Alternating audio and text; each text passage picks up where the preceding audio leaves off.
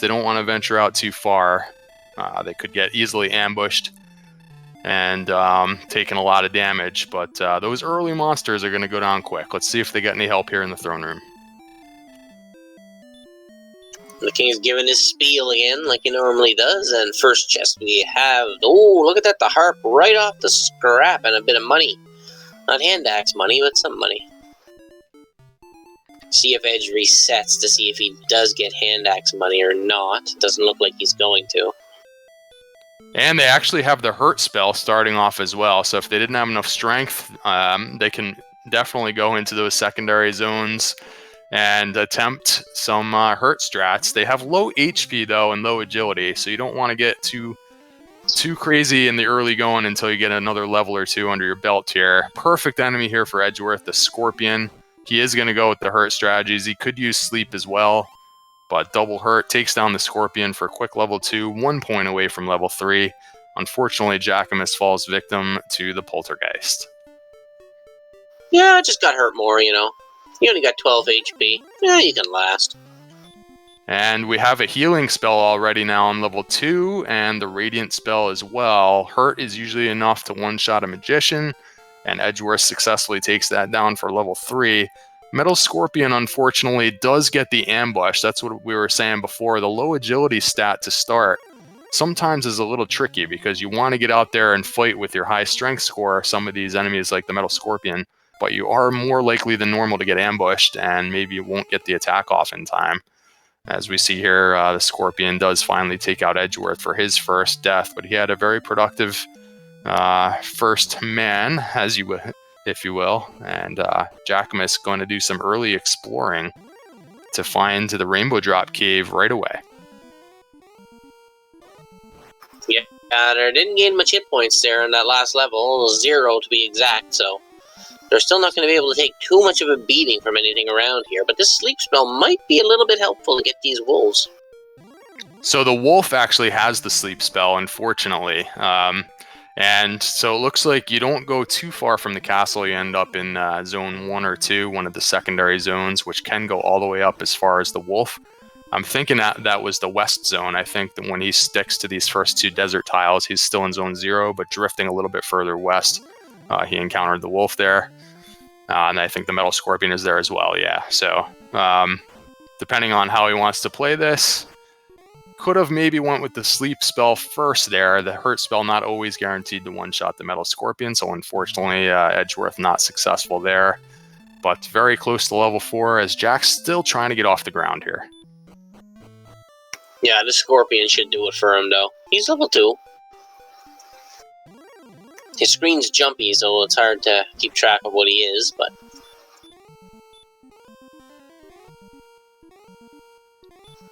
Yeah, and we notice neither runner really relying on that strength score yet. They are still using hurt strats for the most part, and a little bit of sleep strategies as well. Picking up that heal spell on level 3 is going to be helpful as soon as they get at least a little bit of HP. In the early going here, the HP is the stat that's still in the red. So let's see what we get for level 4. For Edgeworth now, and Jackimus as well catching up and makes level 4 at about the same time. Not too much more in the HP department, but picking up one more spell outside if they end up in any dungeons. Want to get out of there quickly, you can use outside and move on. Yeah, so it's a quick start level-wise, but I don't think they're going to get too much exploration done right away. Not till they get some more HP, anyway. Yeah, again, sometimes that early strength score is deceiving. They still have a very low agility score here, and the HP score is still not even enough to withstand one baby breath attack, for example, in some cases. So, if you venture out from the castle and find really any other monsters other than what's right around here, you're probably still not really a favorite. Just still a really good chance of getting ambushed and just taking too much damage in general. They have 6 defense points, which is really pretty poor. But both runners recognizing that, particularly Edgeworth, is staying right here in the early zones. It's got a good chance at the Droll. Going to continue to use the hurt strats instead of using the 39 strength. And the Droll will give him level 5, so it will be interesting to see at what point he ventures out. Jackimus already doing a little bit of early exploration.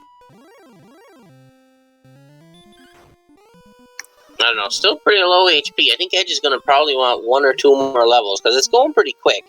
He can take out these enemies like scorpions and metal scorpions now, so I could see Edge gaining another level or 2 just to make sure he got a little more HP. Because right about now, like you said, any baby breath's pretty much going to take you out.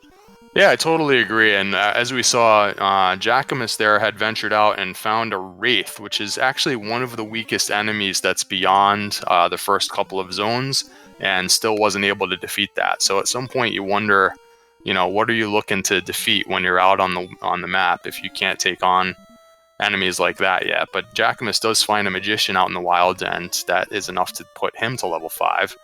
So he is making a little bit of progress covering the map, but I just wonder how far behind he's going to fall experience-wise. Probably not going to be able to defeat too many of the monsters that he finds out here. Although a metal scorpion just happens to pop up for him.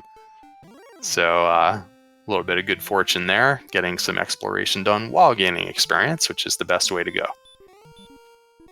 Yeah, Edge is just going to settle into this little zone for a while longer. I think he's hoping for a big HP gain or even a hurt more spell. Anything that can just make it a little bit easier to walk around.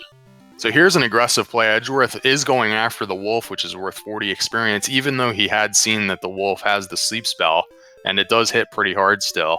But with a combination of sleep and hurt spells and some good sleep luck, he is able to take down the wolf, so he's crossed 200 points. He's on level 6. Didn't gain any new spells there, a little bit in the stats department. And it's actually to the point where if it were me, I would actually stay here and go to level 7. Because again, the agility and the HP scores are remaining low, which stifles exploration, and Edgeworth agrees. He's going to... Oh, Jackimus is in Rimdalar. I wonder when he found that. Ah, that is a good find, and that's one of the things that you are looking for when you do early exploration, although how many keys did he afford? I guess our tracker Zarnak's telling us he was able to afford 2 keys, so on his next death, we might have a good look at the treasury. Yeah, that could be a big advantage, especially if there's something like Erdrick's Sword in the treasury or, something big like that, then that is the dream. Right back to Jackimus. That is the dream. Erdrick's Sword in the treasury. A couple other things that might help if there's a couple of gold chests, and he did find a town nearby, although we haven't seen one yet. And the Red Dragon is going to send him home. Jackimus did buy keys. Yeah, we haven't seen anything other than Rimaldar yet, right? And I'm not sure that he saw what was in the shop. But we'll see what's in here now. Hopefully, if we can get it in between the frames of his stream here. A herb, fairy water, a blank, and a torch. So I don't know what that blank was, but I'm guessing that blank is money? Well, we'll see when he brings up if he actually has any money right now. I think it's not money because I think the money starts off with a different sentence, like of gold thou hast found, something like that. Nope, he doesn't have any money, so he got something, but we're not sure what it is. A key, maybe. Well, I guess we'll see when Edge gets there. Edge is 28 away from level 7, so we'll see if he gets anything good at level 7, like some HP maybe. But it looks like he's branching out a little bit now. Yeah, so this was the west zone. If you drift a little bit to the west in that desert, those first 2 desert tiles were the zone 0, and a little bit further west is this zone 1, which has both metal scorpions and wolves, which is typically exactly what you want in your secondary zone, but the wolf, unfortunately, with this sleep spell, is making it a little tricky. Edgeworth choosing not to use the heal spell in between here, just hoping to outlast the wolf and that it stays asleep. And this one does stay asleep, so another 40 experience for Edgeworth, extending the experience lead while it's starting to poke out about and see what these nearby caves are. So at some point, he'll begin the process of trying to catch up with Jackimus on the experience, or on the exploration, while Jack has some work to do on the experience front. Yeah, it looks like Edward's going to head north now. I believe this was the way Jackimus went to find... No, he's going to start grinding for... He's going to stay and grind for 7. Looks like Jackimus is buying the key and going to check the castle here. Yeah, so in the basement there could be anything from the bonus cave, which we do have here for an extra chest, or there could have been a dungeon. There is some gold back here, so there was no gold grind available on those first 4 chests, but using this bonus cave, which is attached to Tanteagle, we actually can initiate a gold grind for some heavy-duty gear later on in the seed, if you remember, to take your efforts back in that direction. So nice bit of extra information that Jackimus picked up there, knowing now that there's a gold grind available, so he can choose his routing accordingly. Looks like Edge picked up some agility and HP at level 7, so he's on his way now. He's gonna go do some exploration. Yeah, I like that. Now, agility in the 30s, he's got a chance to run from most monsters. He's going to be much less likely to be ambushed by some of the stronger monsters. Still a little bit low on the HP, but you can't wait around forever. We have a strength score of 50. We have a heal spell. We have the hurt spell. So this is a perfect time to get started for Edgeworth, I think. I think he played that well. And, you know, he will be successful for the most part with that next tier of monsters, like when Jackimus ran into the Wraith, or if he happens to find a Spectre or a Wolf Lord or something like that. He is ready to go to fight those monsters now. And this, up to the northwest, I think is the direction towards Rimuldar. So if he can continue up that way without taking a death here, I think it's going to work out well. And there it is. And Edge will be happy to see this, because I do believe he's got enough cash to buy 6 keys. So we may actually get to see what's in that chest as well. Yeah, it's good for him that he happened to go in that same direction that Jack went early on. So the key advantage didn't go too far out of control here in the early going. And so now the experience lead that Edgeworth did put together in those first 10 minutes is going to prove to be significant, since they both have keys now and they have just about the same information. I think that Edgeworth will do the same back by the castle of exploring the treasury as soon as he takes his next death. So, and he'll have a chance now to look in this one chest that's in the inn in Rimuldar, since he was able to afford more keys, as you mentioned. So there's a hand axe available in this early shop. So if there happens to be gold right here in this chest, he can grab the hand axe immediately. Otherwise, have to wait until he grabs that bonus cave chest. Jack's going to go back in there for some more money right now. Maybe has something in mind. Could be going for the old ghetto grind. Nope.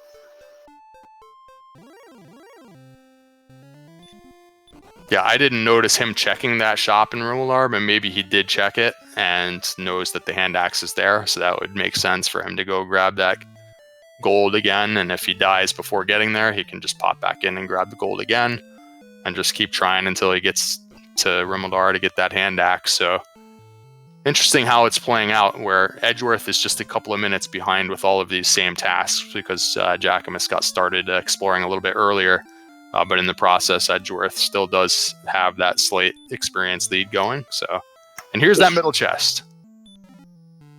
Another torch, so a total dud in the treasury. The key is the gold that's over here in the basement in the bonus cave.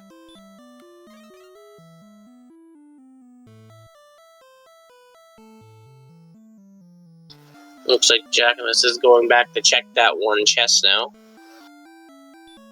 He's going to be disappointed with his herb.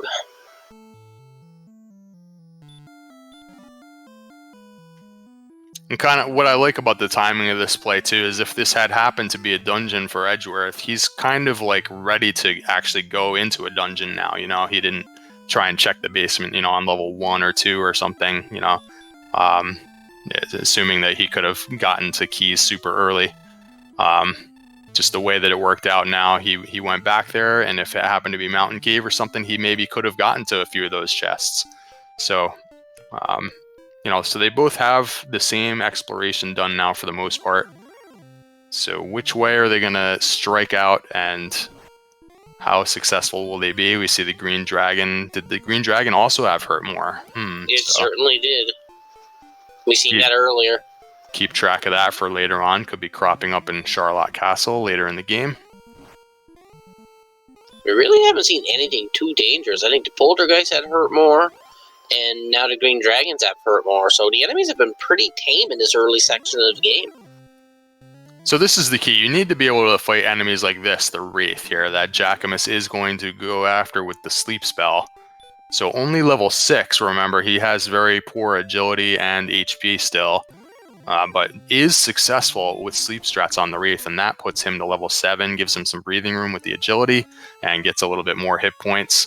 So nice job there. You got to be able to get some of those intermediate level monsters when you're starting to venture out. Otherwise, it might be useful to stick with the metal scorpions. Yeah, and the wizard just sent Edge back home. Looks like the wizard's taking his anger out on the Dragon Lord. Yeah, and that's the exact type of enemy that you don't want to see when you have low HP like this, because you can't put them to sleep, you can't really use hurt more on them, you're just not really ready to fight them, and there's not really any way to get away from them very easily. I guess they could probably get away from them about half the time now, but yeah, we see right there an ambush and a one-shot from another wizard. So this low HP still is kind of the problem right now. It's just preventing them from having free reign on the exploration. They have to be really picky and choosy about which enemies they try and fight, and if they do have an opportunity to run, they might need to run from some monsters as well. And while Edgeworth is having these struggles, Jackimus actually is catching up on that experience lead now. So interesting how that's worked out. It's pretty much an even race again.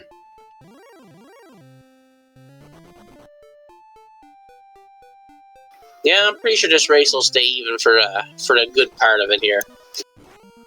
Yeah, so remember we actually started out with the silver harp in the throne room today. So that's one of the 3 quest items already found. You want to gather up the silver harp and the stones of sunlight and the Erdrick's token. As you can see, the 3 icons there in our tracker. As soon as they have all that and they talk to the correct NPC, they will gain access to the final dungeon, Charlock Castle. But you also pretty much need to gain experience and levels in order to defeat the Dragon Lord. There's basically no realistic way around that in the original game. There's no real such thing as low-level challenges. It's pretty much you have to have the stats. And so it's a little bit of a balance between getting that experience and collecting the quest items. You kind of want to do it at the same time in order to complete this entire thing as quickly as possible. That's the name of the game. Complete it as fast as possible. Here's another one, Hangry Canuck, the Wyvern. I feel like this is one that you really want to be able to defeat when you're running around, and unfortunately, Jackimus still, with these stats, just unable to take down the Wyvern. They have a small amount of sleep resistance. Usually you can put them to sleep, but like an annoying amount of the time, they'll resist it. They're still hitting them pretty hard. Their defense power is still in the only in the 20s here. Jackimus had upgraded to the leather armor, so he's got a little bit more defense, but still getting hit pretty hard by enemies like that. And Star Wyvern here, no exception, just going to just do too much damage in one shot here. And Armored Knight, 37 damage to Edgeworth. That's more than his total HP. So these stats are just holding them back a bit. The HP in particular being so low, you can't withstand a single hurt more attack yet with HP in the 30s. When you have defense power in the teens, you're taking a ton of damage from enemies. When you have agility in the agility actually is more reasonable now on 7 than it was on 6, but you get ambushed here and there. So they're both doing what they can, but it's a little bit tricky to fight anything too significant. But here's a metal slime for Edgeworth. Bye, slime. Oh, he's actually grinding this area looking for more metal slimes now because the Wraith also pops up here. So the Wraith is a really good enemy at this stage of the game. So he's going to take a minute here to see about that metal slime. And if he can take down a Wraith or 2 in the process, that will get him a little bit closer to level 8 as well. You're going to use the heal spell in between. So a combination of sleep spells, which misses in this case, some hurt spells, some heal spells. It's going to whittle his way through this Wraith. Look at how difficult it still is to take on an enemy, which is... Ooh, Armored Knights with DL2 breath. Finally, the excellent move. He's just like, all right, I've had enough of this. He just excellent moves the Wraith, but... the Drakies have Dragonlord 2 breath as well, so... So here's another Metal Slime. He was in this zone kind of hunting around for the Metal Slime, but he's 0 for 2 now. So he's sticking around here, and here's another one. So it's possible the Metal Slime actually takes up 2 of the slots in this zone here, and it could pop up just constantly. And it is a desert tile, which is the highest encounter rate tile. So interesting play. Edgeworth seemingly is going to just stay here for a few minutes until he gets one. This one's sticking around. I think he's done 2 damage. So 50-50 chance on every attack of getting him now. Jackimus just got level 8. And there's the Metal Slime victory for Edgeworth for level 8 as well, and puts himself back into the lead by a significant margin. So Metal Slime strats, there happens to be a Wraith in the same zone, and Edgeworth likes the zone. He's going to stick with it here. Will we see more Metal Slimes pop up for Edgeworth?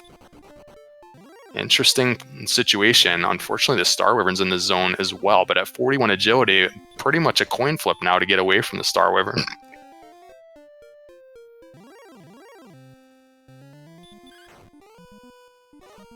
So there's the Metal Slime that he's been hunting for. What do you think about this play, Hangry Canuck? I mean, if they're here, I mean, there's nothing wrong with it. But I wouldn't stay here too long. I think he just wants to get a couple of levels and hopefully gain some more HP. But I mean, if they're going to keep running and Jackimus keeps exploring and getting levels, he's going to put himself farther and farther behind. Well, yeah, that's what I mean. Is like what the fact that he's taking time away from the exploration. You always wonder about that, but it's he is getting an awful lot of Metal Slimes to pop up. He's getting not quite his fair share of victories over them yet, but. Time will tell. If he gets even one more Metal Slime victory, that's level 9. Unfortunately, the Star Wyvern is in this zone, so it makes it just a little bit less desirable to stick around there too long. It looks like Jackimus was on the exact same spot on the map and also lost to the Star Wyvern, so I was not sure if Jackimus knows about that zone and likes that zone, or if he was just passing through there. But interesting that Jackimus has really tried a lot harder to get out onto the map and explore, and Edgeworth has found these little areas to just take a pause and do a little grind, not too worried about the exploration yet. And as long as Jackimus doesn't find the sword, for the most part, that's pretty much what you're looking for in the early game, then I think Edgeworth is going to extend this lead here, but a lot depends on which encounters he gets. If he keeps getting this Star Wyvern with the ambush, that could be a problem. So he's going to get sent home again. And it looks like the Armored Knights like to breathe fire. Oh, Spark over with the raid. Thank you for joining us here. We're 23.5 minutes into a pretty exciting race between 2 undefeated runners here in week 4 of the Dragon Warrior Randomizer tournament. And they are both pretty much in the same general situation here. They found the harp early in the throne room. And Edgeworth is doing a little bit of early grinding while Jackimus has been doing a bit of early exploration. They both picked up keys in Rimmildar, and there wasn't anything too exciting to be found in the treasury. Looks like Jackimus did take some gold over to Rimmildar to buy the hand axe. So that's helping him with some of the intermediate monsters, while Edgeworth is pretty much hunting for Metal Slimes right now. So that's where we're at. Jackimus just found the Metal Slime, but he's not going to stick around the zone. So he's going to try to get some more exploration in. But these Star Wyverns are having none of it. Yeah, if it wasn't for this enemy, I think this would be a much better plan. Just the fact that the Star Wyvern keeps popping up and they're still a little bit vulnerable with the low agility and the low HP scores of just getting defeated by the Star Wyvern. And yeah, Edgeworth has said that's maybe we'll come back there a little later once we can run from those enemies a little bit easier or something like that. So he's going to continue with the exploration now. He was successful to get 1 metal slime, so it wasn't a total time sink, but he's decided that, you know, that effort just isn't quite working out. And he's going to go east now from the castle. And I think Jackimus has already covered all this part of the map, so Edgeworth has a little bit of catching up to do exploration-wise now. I don't know if Jackimus went this way, because it's a dead end. Yeah, he took care of this earlier. Jackimus has been in a lot more places now than Edgeworth. He found at this another point. cave. Yeah, and this one's tucked away, way over in the corner here. Unfortunately, the Green Dragon does have hurt more, as we saw earlier. And the stats that they have just, they're not ready for endgame monsters just yet. So, No, Edgeworth, they're not ready for endgame monsters, but hurt more. Yeah. Yep. And here's a Rogue Scorpion, which again, in some cases would be a nice monster to find kind of in the middle game, but right now the stats just are not really good enough. I mean, if it stays asleep for several turns and he wants to try multiple hurt spells, I guess he is going to go for that aggressive play. But it immediately wakes up. Oh, and it has Stop Spell. So I'm not sure if Edgeworth had seen that earlier. Maybe that's one reason to be a bit more aggressive against Rogue Scorpions. They're a little bit friendlier than usual. That sleep spell that he tried on it works about half the time on a Rogue Scorpion, so it's a little bit tricky to fight.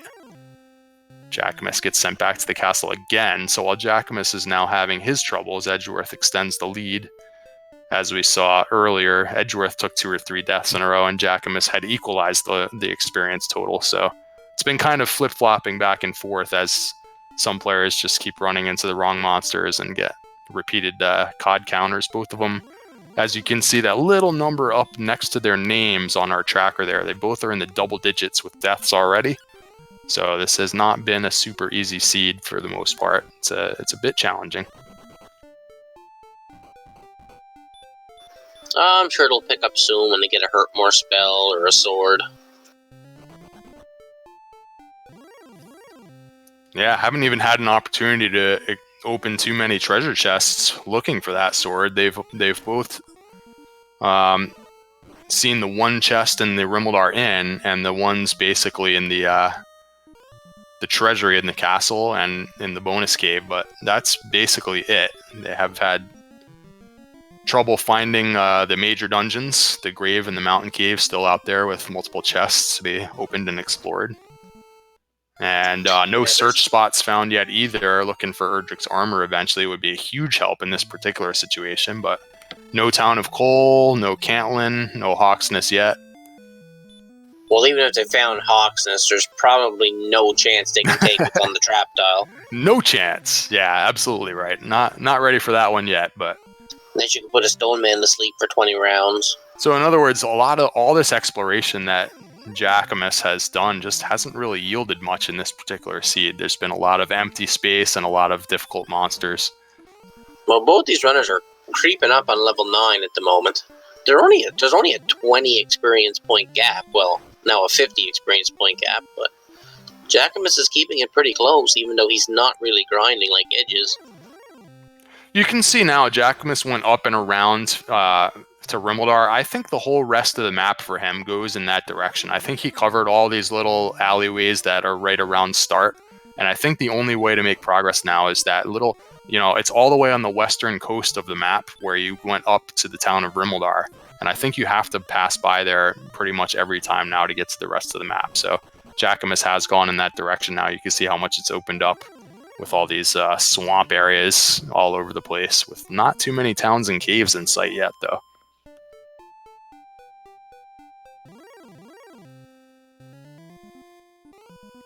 And both runners like a point or two away from level 9. It's incredible. It's basically an even race once again. Edgeworth is going to try the YOLO sleep strat on the AK, figuring that he's just not going to be able to run away successfully. Sleep only lands 1 out of 16 times, I believe, on an armored knight, whereas with 41 agility, I would think you could get away maybe 1 out of 5 times. So taking probably the more difficult path there, but pretty much just resigned to the fact that he's death warping, and maybe he's going to check out this metal slime area again after picking up level 9 on this droll.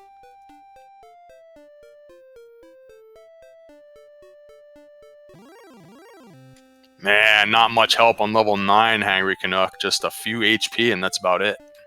Well, that 8 HP might allow them to take a hurt more to the face, but they're not going to be taking much else. Yeah, that's a great point. And they have been running into those green dragons here and there who have hurt more. So, yeah, once you get up over 45 max HP, you can survive 1 hurt more attack. So that does improve their survivability. That's a good point. Just no additional useful spells, no more strength.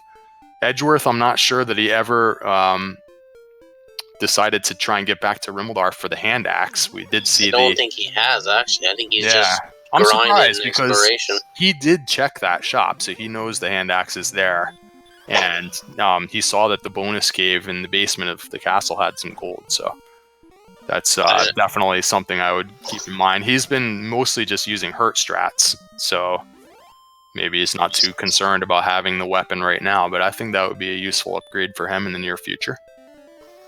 Yeah, well, he's got 56 attack power now, a hurt and a sleep spell, so he's probably just roaming on those strats, hoping to come across another town, but he doesn't have the money anyway. But if he can come across a town and they can steal the money from the chest and make it, then they might be all set.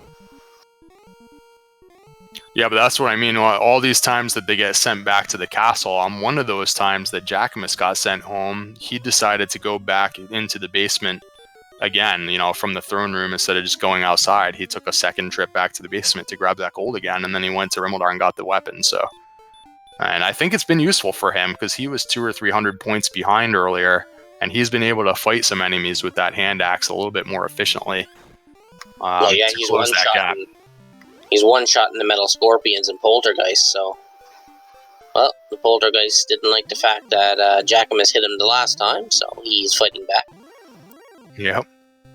Oh, and interesting, right there, the Goldman pops up for Edgeworth. He could fight this Goldman. It does have an ability. I think it has baby breath, if I recall. But he could get the Goldman right now, and he would have hand axe money. He's 3 steps away from the shop in Rimmildar, but nope. Passes up on several Goldman. It's a tactic that's seldom used, but it's like a perfect situation right now. And I think he's just realized it, and I think he's going to go for it here. If he gets this Goldman, he could pop right into the town right now and get the hand axe.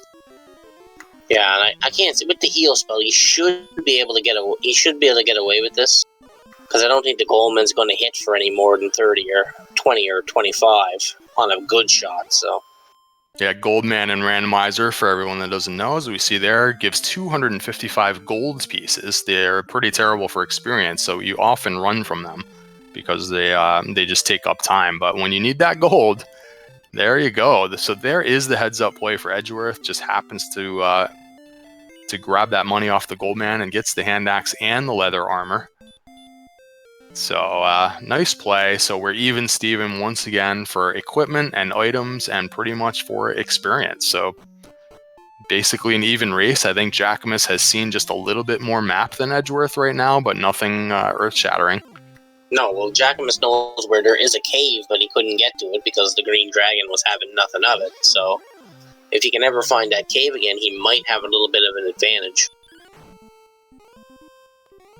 Yep, but they've been getting sent home. It's tough. It's still a little bit tough for them to make progress, although I think they're settling in now, as you said, with that hand axe, and they do have a reasonable strength score now, finally. So they are taking on some more difficult enemies. The HP now is at least out of the cellar that we were in for a little while there. We have enough agility now to run from most enemies. So progress is being made across the map. We see the Wyvern getting taken down by Jackimus about 10 minutes ago. He was getting defeated by the Wyvern, so things are looking up. A lot more monsters now available for them to go after, so that will just let the experience total just pile up even faster. So here's another town, finally. That's the grave, and they do have keys, so there is tree chests they can check here, as well as another cave. Yeah, this is a perfect town to find for Jackimus. He could refresh on herbs with almost no time loss. Gonna check the shop, which has absolutely everything in it, guys. So Wow. immediately, if you could get the gold grind going in the basement of the castle, remember that Stones of Sunlight Cave in Tantigo Castle basement had the gold chest. And if you can walk all the way back to this town, you get all the best equipment in the game, other than the Erdrick's gear. So Well, that the is a mountain cave. good piece of information for Jackimus. So if one of the dungeons is right back here, he could get started on that right away.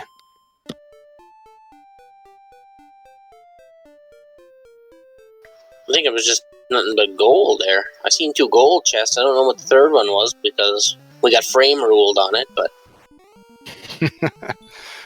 I missed it also, but that's okay. and we do Adds to have the the mystery. grave. Lorgon in chat saying all 3 of them were gold, so not too shabby. We're very close now to seeing the 3 top chests in the grave, and if he can open at least 2 of these, or even I think only 1 of these, he will be able to initiate the gold grind. So we have a magic key and an herb. Completely missed the last one. Frame ruled again. Oh, the token! Look at that! All right, and he has now donned the dragon scale, which may have been in one of those chests. He has the fighter's ring, so he's got that equipped now, I think. I think was that the token I seen? Yeah, and he does have the token now as well, I think, yeah. I'll go with that, and he's going to continue down just in case. It looks like, he's still got plenty of things to look for. Still looking for the Stones of Sunlight, which is guaranteed to be in a treasure chest, and the Erdrick sword is also going to be in a treasure chest, although that could be in Charlock Castle sometimes. So plenty to explore. Might as well do it while you're here. It's going to go down into the bottom of the grave, and if he happens to take a death, definitely look for him to initiate a gold grind out of that basement in Tantigo Castle. Yeah, well, if he clears all the chests here, he can go straight into the basement in Tantigo Castle. He won't have to open up the treasury at all to initiate the gold grind. Good point. And here's that same cave that Jackimus had seen but couldn't get to. Yep, and it's a tablet cave, so there's 1 free chest in here, and Jackimus will have to wait for later. If this ends up being the sword, this would put a big advantage for Edge. Imagine, if this was the sword and Jackimus was a step or 2 away from this cave and got sniped by a green dragon, that would be crazy. Oh, it's the Stones of Sunlight, though, Hangry Canuck. What do you think about that? He may not come back here for a while. Like, this is tucked way out of the way. Stones of Sunlight. If Jackimus remembers it's here, this could be the last cave he checks. Right. Especially, well, I guess he didn't go in there to even know that it was the tablet cave, but sometimes you get to the tablet cave and you don't have a torch, and you just nope out of it, and you're like, and then it's the tablet cave, so you just don't go back there for a long time, But this time it has the Stones of Sunlight in it. I was like, Jack has found the swamp. Oh, he's still in the grave. I didn't see what the chest was. Did anybody catch that? I got frame rolled on it.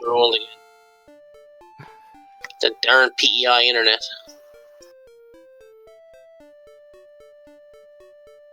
Maybe I'll drive the 2 hours over with my internet for him. Well, if he starts doing like 45 damage to these enemies, then we know he got the sword, but no. 21 damage to the Metal Scorpion. I'm going to say no sword on that. Level 10 was pretty bad for hit points and none. He is very close to the very bottom chest now in this grave. So if he actually manages to get through here without getting sniped by this green dragon, which does have hurt more, survives it. Survives it. It's going to go with the heal spell here. Wait, what just happened? He ran away. He ran and then healed. I thought he was healing in the middle of battle because of the way that...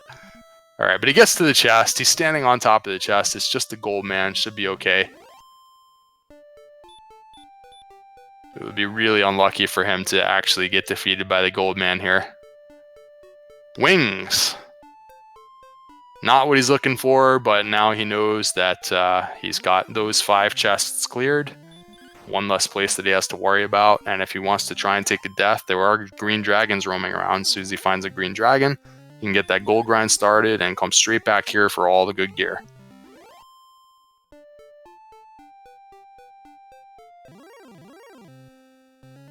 Because he's going to let the goal man punch his lights out here.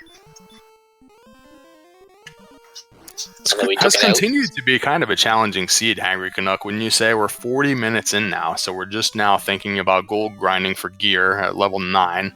We're having trouble fighting the Wraith over here. I'm taking 2, 3, 4 turns to take that down and finishing the fight with 6 hit points. Yeah, but that's just about to change. Because you know Jackimus is going to go for the gold grind. He's going to get all the good stuff, and then the seed's just going to break wide open. But the problem is... Well, if he does manage to get all the way back there with the money, and he gets all that gear, he will definitely be well equipped. When's he going to go back to that tablet cave, though, was the big question. Yep. That is going to be a big question. He knows that there's a cave there. It's just that I think that it was a little bit out of the way to get to it, and I don't know. We'll just have to see if maybe now is a good time to go back since he's starting at the castle again, But he's going to want to get back to the town with all this gold first. So on this trip, he probably won't make that side trip, and then he'll be all the way back at Garenham again, not anywhere near Tablet Cave. So yeah, it could be a while before we see him get back there to get those stones. Man, he's getting a pile of money quick. It skips. And Garenham was, I don't think, particularly hard to find. I think it was just right in the middle of the map there. So Edgeworth, when he finds that, he'll have the token, and that'll be all 3 quest items for Edgeworth at that point. He'll need to find the Staff Cave. He has seen the Rainbow Drop Cave, but I don't think he's seen the Staff Cave yet. But otherwise, that'll be it. We haven't seen the Staff or the Mountain Cave, and that's it. So only 2 caves left, and Swamp. We haven't come across Swamp yet either. Yep, and we need basically all the towns that represent search spots. We still need Cole, we need Cantlin, and we need Hawksness. So, it could be a while before we find Erdrick's armor, since none of those 3 towns has been discovered. So Jackimus, I don't think, went all the way to 33,000. He is only interested in the Silver Shield. What do you think about that play, Hangry Canuck? Well, I can see him not going for the armor, because he's probably hoping to come across the Erdrick's armor soon, but you got to grind for a flame sword at this point. I mean, you got no hurt more. Your 100% agree. I mean, you 100% agree with you. Yeah. I do not understand the play of skipping the flame sword. Yeah, I mean, you're there anyway. Surprising. Take you an extra 40 seconds or 30 seconds to get the money out of the chests. I mean, it's a no-brainer at this point, unless he's hoping for hurt more very soon. Yeah, you can just see how all the battles are kind of a struggle. So I don't know, that's surprising, but in his mind, maybe it's just a time save. Just you don't want to sit there and open that chest for an extra minute there. So have to see what happens there if he takes a turn right after getting the shield and finds Mountain Cave and gets the sword. Then hey, we saved some time. We didn't get the flame sword, So we'll have to see how that goes. Meanwhile, Edgeworth, I think, has not gotten that far along onto the map to get to where he's closing in on Garenham. He's still hugging the left edge of the map here, exploring in a bit of a different direction. And there goes all his money. Yeah, so he did a safety save, so he's going to reset and he's going to hang on to the money. But he gives up whatever experience points that he had just gained on that last venture out of the castle. Yeah, well, level 10 didn't really prove too healthy anyway, so...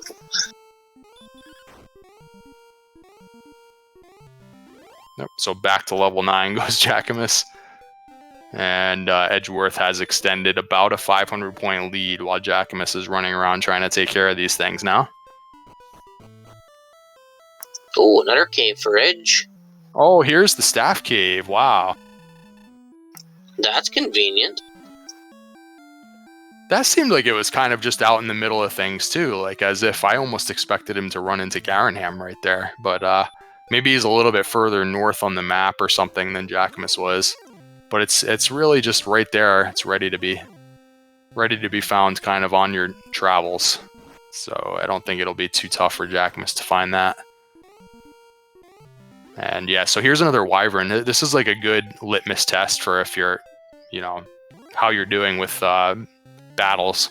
And he was able to take down the wyvern pretty easily now. So Last couple of levels with the stat gains and getting that hand axe, I think, was a really good call for Edgeworth. So now enemies like that are just quick experience at this point instead of like lengthy struggles. Yeah, you can see how he's one-shot in the middle game enemies now, like the Wraiths and the Metal Scorpions. So, I mean, he's going to be in a good position. I mean, they're going to have... I mean, we know where everything's at. But, except for the sword and the armor. Yeah, and he's one enemy away now from getting level 11, and we still need heal more and we need hurt more at some point, and we don't have too many more levels left, so they're going to be coming soon. Is it going to be on this level right now? He's going to fight... Well, I don't know if he's going to take down the werewolf. That's still a little bit tricky. Still only 46 hit points total on level 10, Hangry Canuck. Ugh. Yeah, they didn't gain a single hit point on level 10. That is actually one of the major challenging things that can happen to you in this randomizer. It's something that's a little bit... And then it all comes at one level. Like, you'll gain 40 points one level after gaining 0 the whole way. But in other words, like when people talk about what can be like challenging in a seed, you don't often hear about the fact that, well, we just had low HP. That's actually a pretty big deal when you're getting this far along into a seed. And you still have to worry that like a werewolf can two-shot you. You know what I mean? It's a problem when you just don't have the hit points. So look at this. The Golem does the Dragon Lord breath, and it one-shots Edgeworth. There's just nothing you can do about it. You just don't have the hit points. Level 11, 54 HP max. You're going back to the castle. So that interrupts your whole flow of where you were, what you were trying to do. What part of the map did you see the edges there? Do you have to go back there because maybe something was right around the corner? It just slows you way down. So it's a pretty big challenge still. Low HP. You know what I like the most is the fact that Edgeworth's on the strength HP build. JackimusWedge is on strength agility, and Edgeworth has more agility than Mr. Jack has. Yeah, he's a couple of levels ahead right now, so that always helps. But the HP is, or the agility scores are sort of moving along. It's sort of average, I guess. You know, we're in the upper 40s now on level 10 and 11. It's not lagging the way that the HP is at any rate. Yeah, by the end of the game, Jackimus will have a handful of extra agility over Edgeworth because of his build, and in some cases that comes into play with defense breaking Charlock enemies and other things. So we'll see if that ends up being an advantage or a disadvantage. Right now, it's a really low HP seed, which favors Edgeworth. I don't know if a low HP seed favors anybody, actually, but... Well, just in other words, like, you know, he might be able to fight the Dragon Lord a level earlier because the HP might be the last thing that they need if it continues like this.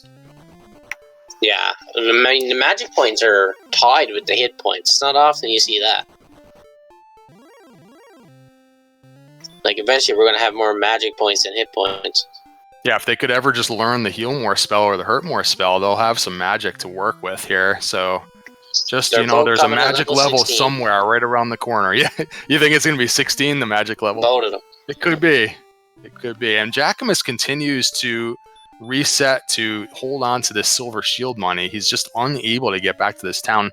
We're talking about 3 or 4 or 5 minutes lost already now on this quest to get this silver shield from Garenham. Just pretty unfortunate. He's just unable to get there. Yeah, he can't afford to give it too many. He can't afford to give it too many more tries. Yeah, we're just watching the experience lead just grow for Edgeworth as Jackimus keeps resetting back to level 9. So, you know, I don't really blame him because it feels like you're a pretty big favorite to get there. So, like, okay, I'll reset and I'll definitely get there on the next try, right? But then, you know, you don't make it again. It's like, well, I guess I'll reset again. And it's just he's kind of gotten into this little bit of trouble here. It's, you know, the one thing that he did the gold grind for. As we were saying, he didn't even bother grinding for the flame sword, which I think would help him out tremendously on a lot of these medium-sized battles. But he's trying really hard to get back to Garenham with that silver shield money.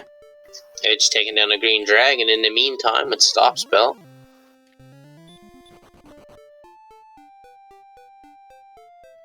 Yeah, and the fact is that Edgeworth just hasn't gotten that far with his exploration, so everything else is basically the same. but he just hasn't even gotten to Garenham yet. So he hasn't done, the grave. So he hasn't, even had the opportunity to set up a gold grind. And it's all sort of working out in his favor because right now they have equal equipment, and Edgeworth is just continuing to fight monsters, and he's still looking for things. So he'll just be further along by the time he does these same tasks that Jackimus did, 3 levels earlier. With the Garenham has the token, so as soon as he gets that, he'll have all 3 quest items, and then he'll have the opportunity maybe to initiate a gold grind, and he'll have a better chance of actually getting back to the town with that gold.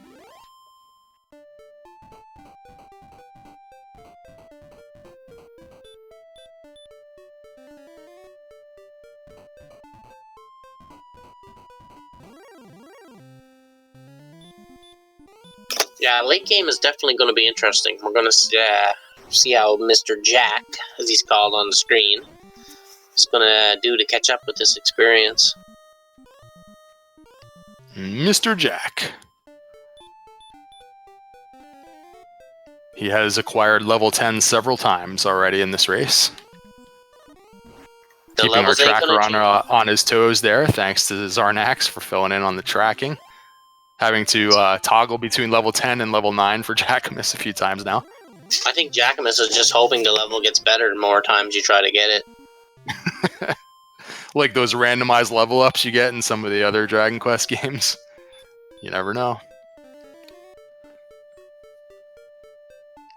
But I think he's almost there. It was just pretty far east, and I think they're actually kind of in a similar part of the map, aren't they? They're just kind of in the... They wrapped all the way around. You have to go west from the castle and then north along the west coast past Rimmeldar, and then you got to come all the way back east across all these swamps. And I think on the other side of these swamps, if Jack can make it, is Garenham. And that's one of the other challenges so far, Hangry Canuck, is we haven't seen very many towns, right? So they have to traverse huge areas of the map just to get to the next inn. You know what I mean? We haven't seen Cole, we haven't seen Cantlin. So when there's a lot of just empty map and you don't have a whole lot of stats to work with, it's hard to actually hold on to your resources for long enough to even get to the next town when they're so far away. But here's one for Edgeworth. Was this Garenham? I don't recall anymore.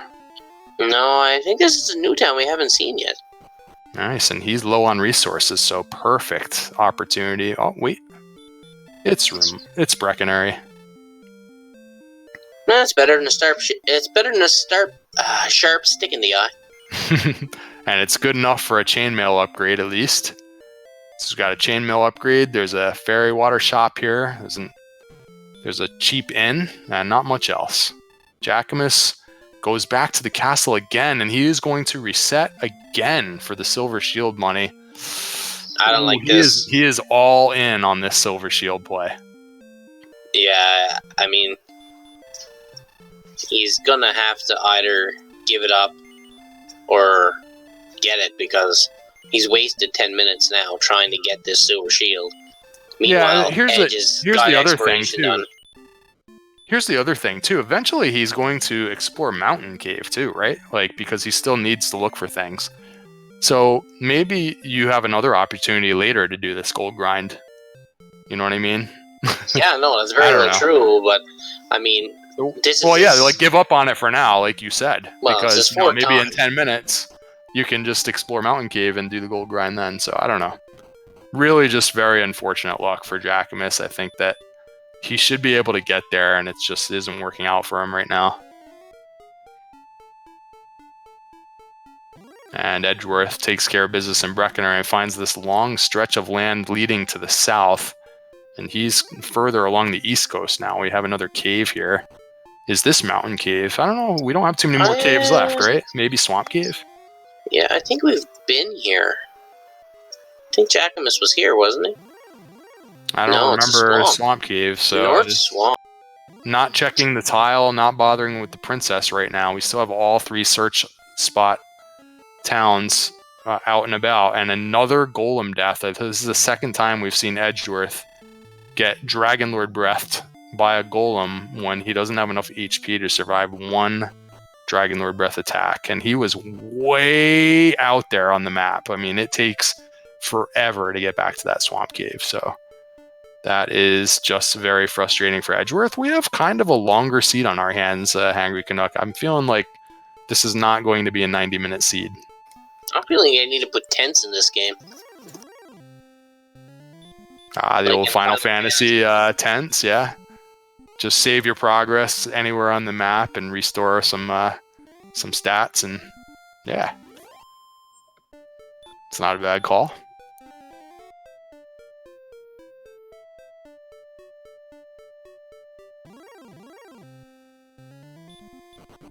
But I don't know. Yeah, I'm debating this is going to be an hour and a half seed for sure. I think we're looking more upwards of 2 hours. Maybe that's yet another suggestion we can have for Cursed Belt functionality. We could make it act like a tent somehow. Oh, Jackspin, he finally made it. He's going to get his silver shield, folks. Plus 20 defense power for JackimusWedge puts him up to 49 defense. I'm waiting for the achievement to pop up, Iron Man.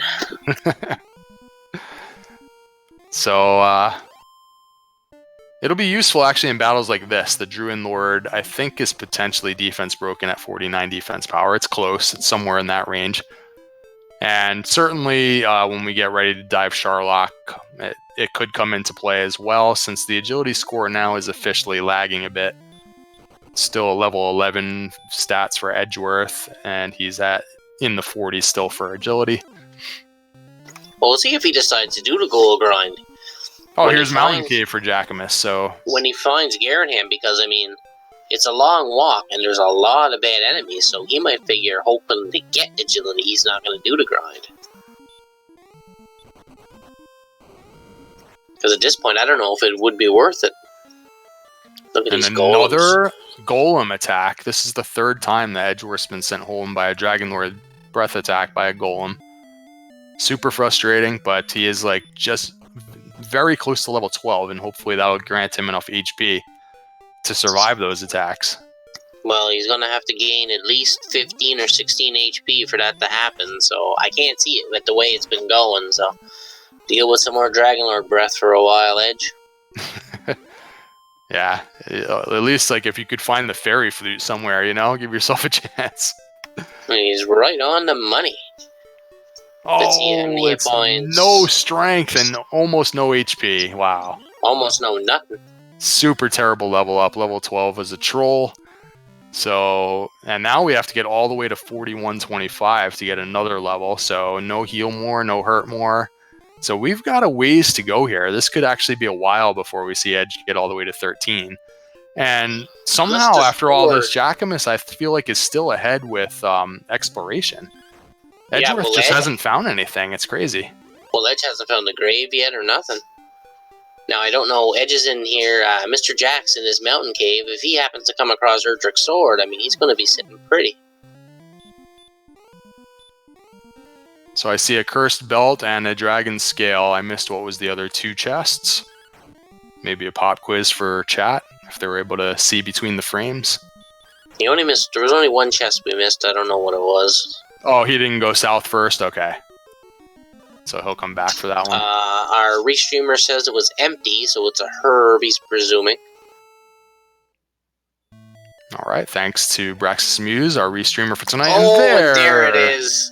The big There it is. So the gambit of not grinding for the flame sword pays off, since right after leaving the town of Garanham, he bumps into the mountain cave and grabs the sword. So that pretty much worked out well for Jackimus. Unfortunately, it took him several resets to get back for the shield, but once it all worked out, now he has the sword and the shield. And he's got to start making up those 1,200 point experience deficits now as quickly as possible. Yeah, this definitely puts JackimusWedge in the driver's seat at this point in time. Because he doesn't have to worry about a goal grind anymore. And he's just got to find... I'm still worried about that cave, the tablet cave. Will he go back to get the Stones of Sunlight? But he's got to realize that's where it is. Because he's seen the mountain. He's seen all the caves. Yeah, he full cleared the grave, and he full cleared mountain just now. And he's seen the chests in Garanham. The only chest he hasn't seen is that tablet cave one. And he's got to know that cave, but he might think that cave back there was swamp, so he might keep exploring somewhere else, too. Because he didn't quite get to the cave, and he's a long ways away from it, from what I remember right now. Oh, and there's the big sea and another town. And I think there was another town, too. Our first opportunity for potential search spots for that and closing in on that armor. They've already found, or he's already found the token. But there's 3 places that the Erdrick's armor could be located. And this will give a clue to where one of those locations is. This old man will give coordinates for a random spot on the overworld map that you would need to search for a item that could be buried there. And let's see if we get the coordinates between the frames. 76 north, 30 east. Pretty far away, but it is sort of in that general area of, you know, you go up and around Rimmildar, and then you head all the way back east across those swamps. It's kind of back over where Garenham was, I believe. So, not necessarily on the second continent. Yeah, I think it's kind of further than that. Well, yeah, maybe. And anyway, I'm not totally sure that he's going to want to count this, but... no, with the way the map was zooming around, they're not going to want to count. You have to go up and around a little zigzag just to even get over to that west coast, and then you go up past Rimmildar. Edge is now in the mountain cave. So he's going to come across the big stick very shortly. Yeah, and as you said, there's Charlock for Jackimus. He never went further along the west coast where the Staff of Rain cave was hiding, though. So he still needs to get over there and trade in for the staff at some point. But yeah, as far as treasure chests go, you're absolutely right, because he has been in the treasury, and he opened up that one chest in Rimmildar. He did get back into the ones in the back of Garenham. The Stones of Sunlight cave was in the basement here of the castle. And he cleared both dungeons, so only the tablet cave remains, and so it's guaranteed to have the Stones of Sunlight in it from his perspective. And you know, he did see that cave before. He got sniped by the green dragon right before getting into it. He just hasn't gone back there. So he hasn't been through Swamp Cave yet either. So I don't know. There's the sword for Edgeworth. If Edge just nope, he's going to go outside, so he's not going to play the gold grind off this cave.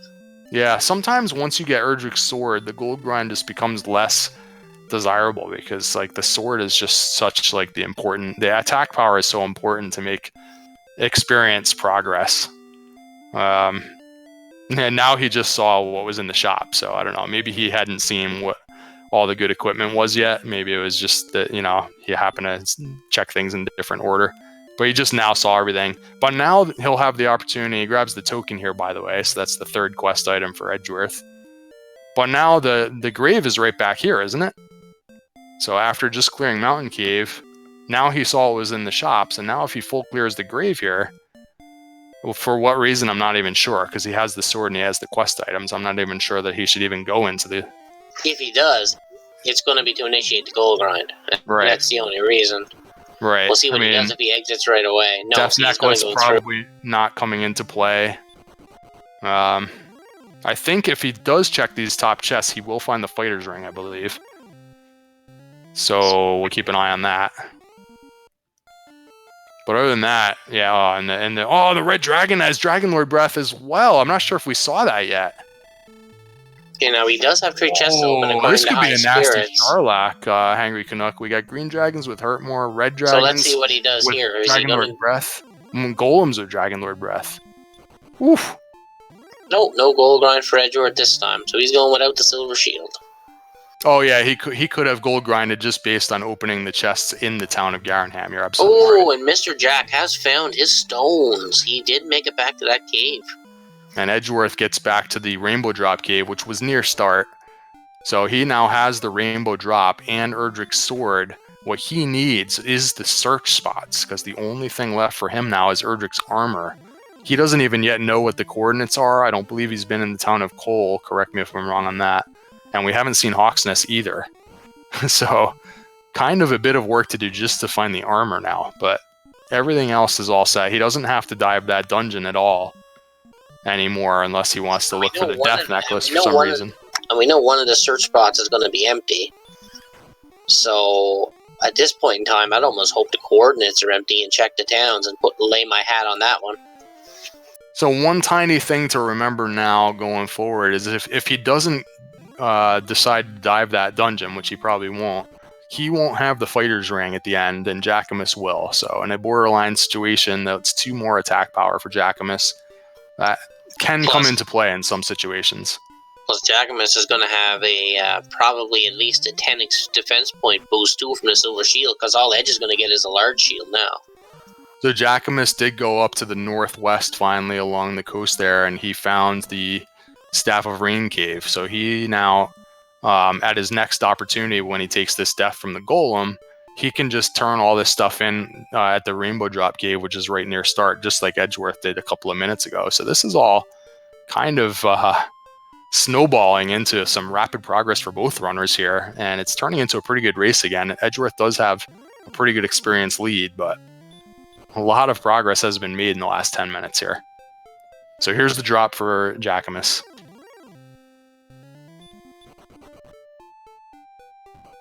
So yeah, right now the only advantage Edge has is the big experience advantage, and now that he's got the Edric sword, I can't see that going away. But right now the armor is the big dig. That's the big ticket item.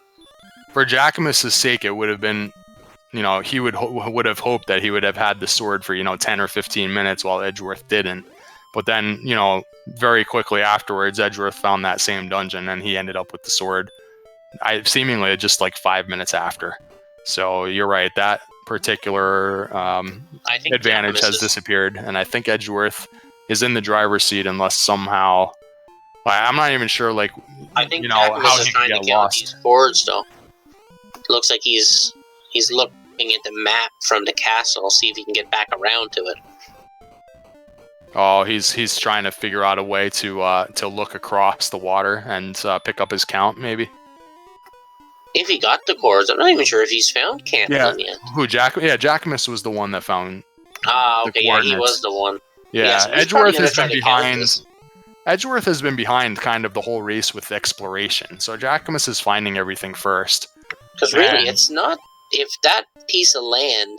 If he can get to that piece of land that he was looking at the castle, this count might be easier than we thought.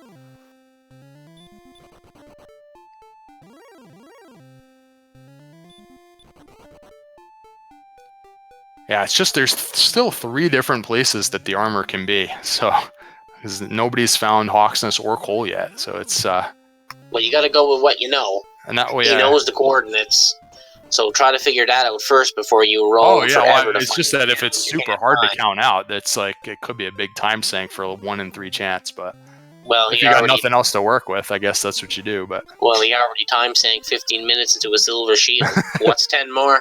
Yeah, that's a deficit that he's still struggling to make up for.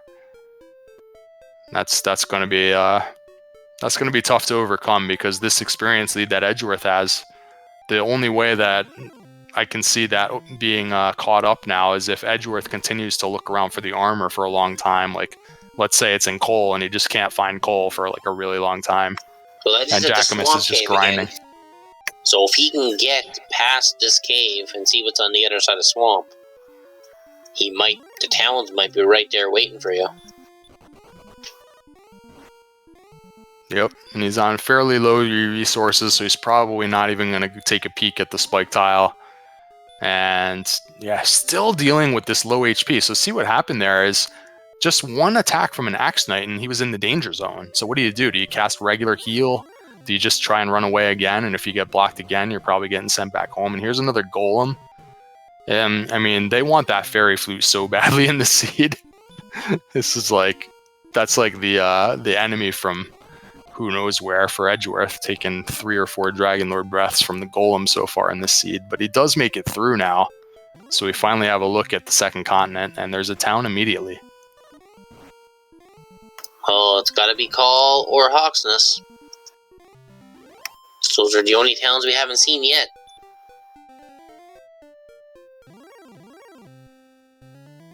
And I'm betting on Hawksness. Just because it's he really there's needs nothing an they in can right do now about it. Just because he really needs an in, and Hawksness doesn't have one. So he's going to use probably the sleep run strategy from the Stone Man here, since the Stone Man highly susceptible to sleep. But it's Cole! 1 out of 3 chance, and if this is the armor, it's just a huge advantage for Edgeworth. Let's see. Yeah, because he won't need to count chords or find Hawksness. Yeah, there it is. Oh my goodness. So he is now Edge is in in grind go and go mode while Jackimus tries to figure out these crazy coordinates for what's going to turn out to be the fairy flute. Or nothing. No, it has to be something, so... No, Hawksness could have the flute.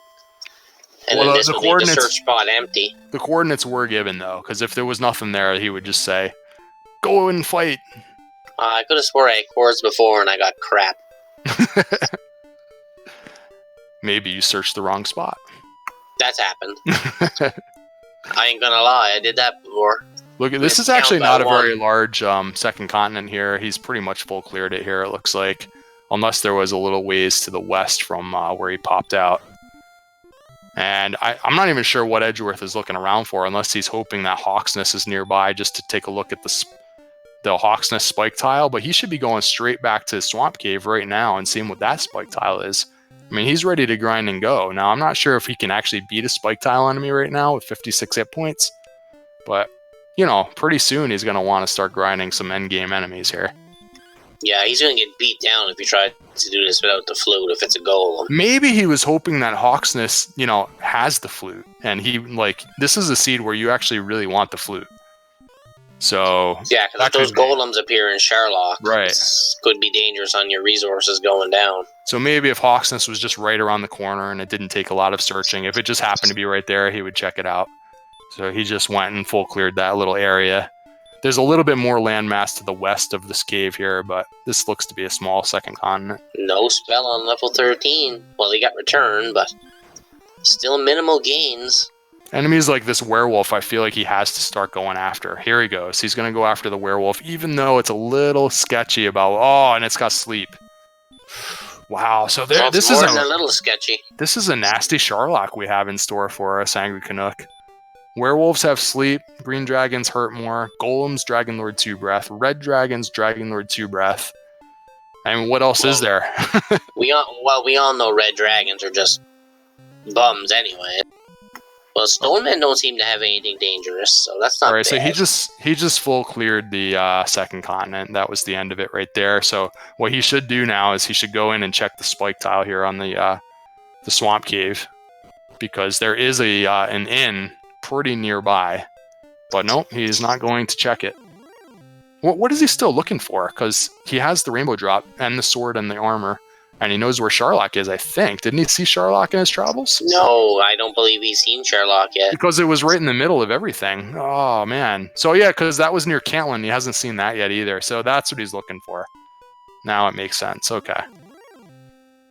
Although he knows he doesn't need I assume that he saw it because he doesn't need the coordinates. He knows he does, unless he's panning for that flute. Nah, yeah, I don't see him going through that much trouble for the flute, but he does need Charlock in order to finish the game. So that's got to be what he's hunting around for now. So here's Hawksness way up north of Breckenary. Not even checking the square. I think he wants to see if the flute is here now. I like this play. He can't. I don't think you can take anything here yet, even with the armor and the sword. Not with this 57.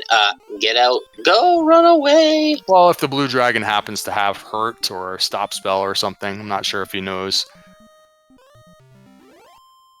Oh, he manages to 3-shot it. So very nice. Got some high rolls with the 111 attack power. Unfortunately, the flute isn't going to be here. It is going to be at those coordinates that Jackimus was chasing down. And I haven't actually looked at Jackimus' screen for a couple minutes. I'm not sure if he managed to track it down or not. No, I don't think he did yet. Without the GPS, that is a pretty tough count. I think he tried. I've been glancing over every once in a while at his screen, but he seems to be roaming in circles here. Yeah, well, there are a lot of circles on this particular map. I feel like it's pretty windy on this one. One of the quote-unquote upgrades for the latest version of Randomizer. It really is an upgrade. It's a very nice... All these maps are very interesting and challenging. You can see with this one, look at this river that just separates, and all these bridges and these different areas Jackimus is going through. So a little bit tricky to try and count out 70 north and 30 east when you're dealing with this geography. But it looks like he has a slight idea of what he's doing, so we'll see if he does manage to get it.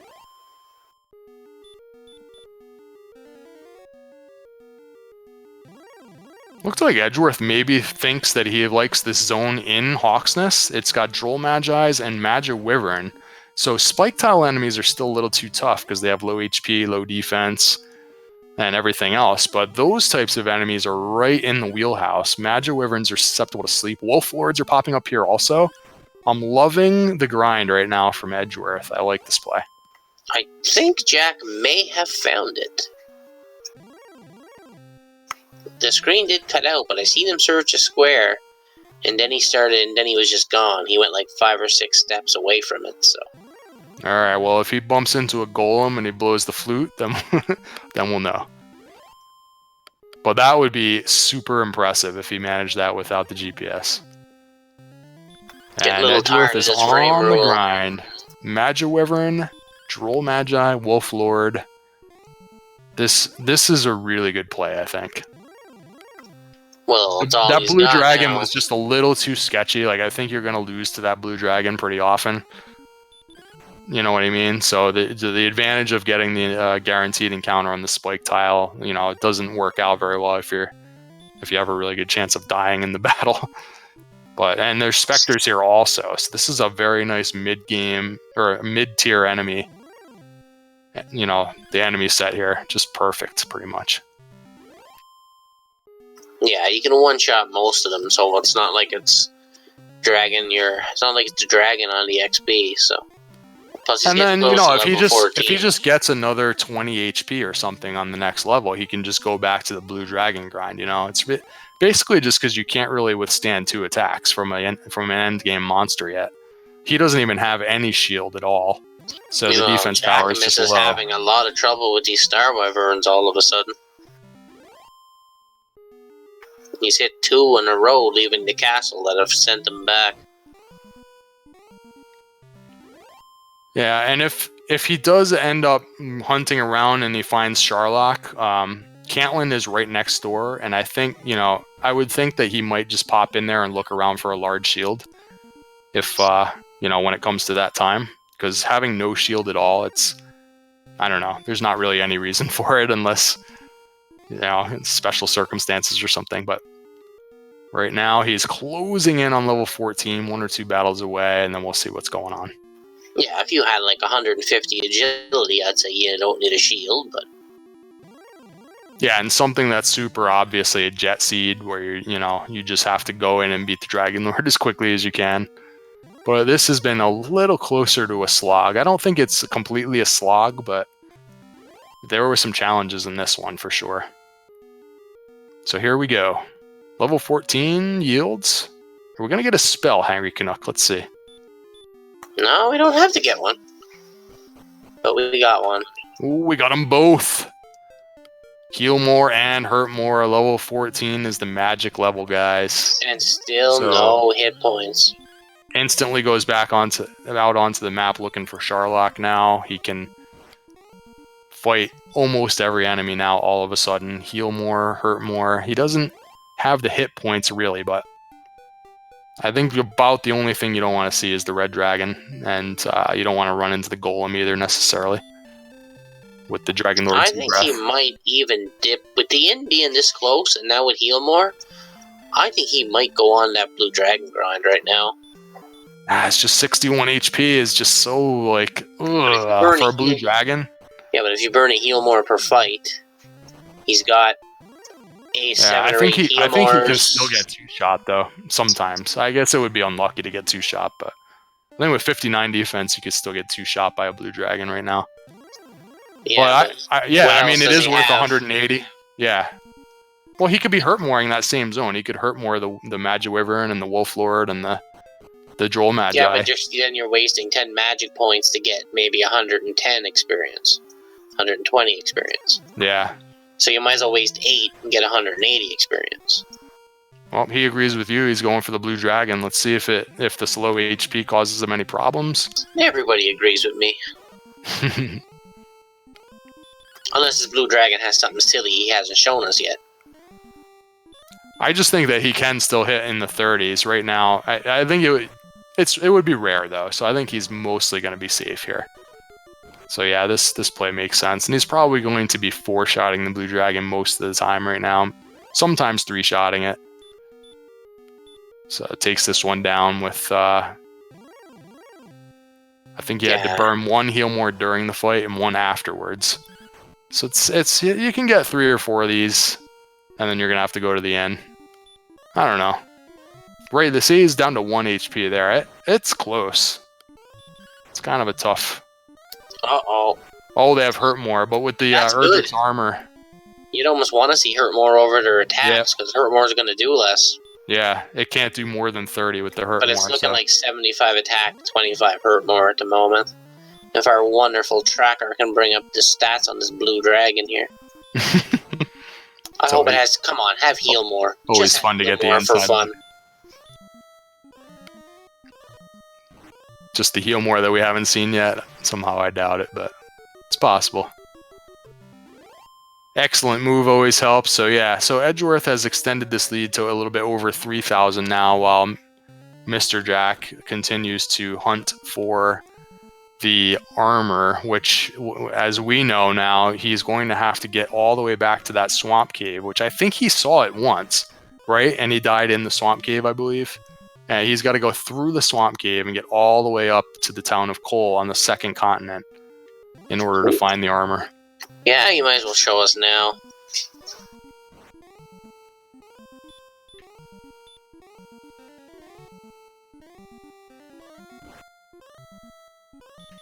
So he has managed to deplete all the resources on the blue dragon here. There you go. It's about what we expected to see, right? About 25% for hurt more. Yeah, that's pretty much what I figured. So he's going to take a death warp here instead of walking back to that inn to the south of Hawk's Nest. So I don't know if he had something else in mind, like maybe he wants to go into Charlock next and see maybe what's in there. Or if he just felt death warping was faster than walking back to the inn, I'm not sure. Yeah, I don't... Unless he's going for this... He knows the metal slimes are here, remember? Nope, he's going past that. Because now he could probably take out a Star Bomber, and he does have hurt more. I'm trying to remember if there were any shields in Rimuldar. I guess there were not. So he still has enough money to buy a large shield. He's got to... If he happens to...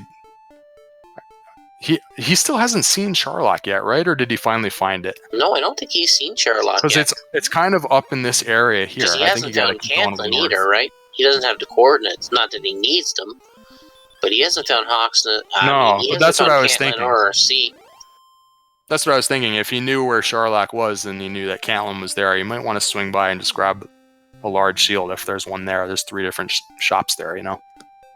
And it's up in this area. He's kind of going in the right way, I think.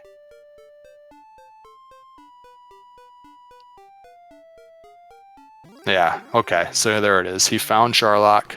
Whether he knew it was there or not, I'm not sure, but now he knows. Seems to still be hunting around. I wonder if he actually is looking for Cantlin now, specifically to try and go shopping. Well, we know it's the other way. Right. So this is probably going to lead to a dead end right here. Or yeah, Jackimus was over here before.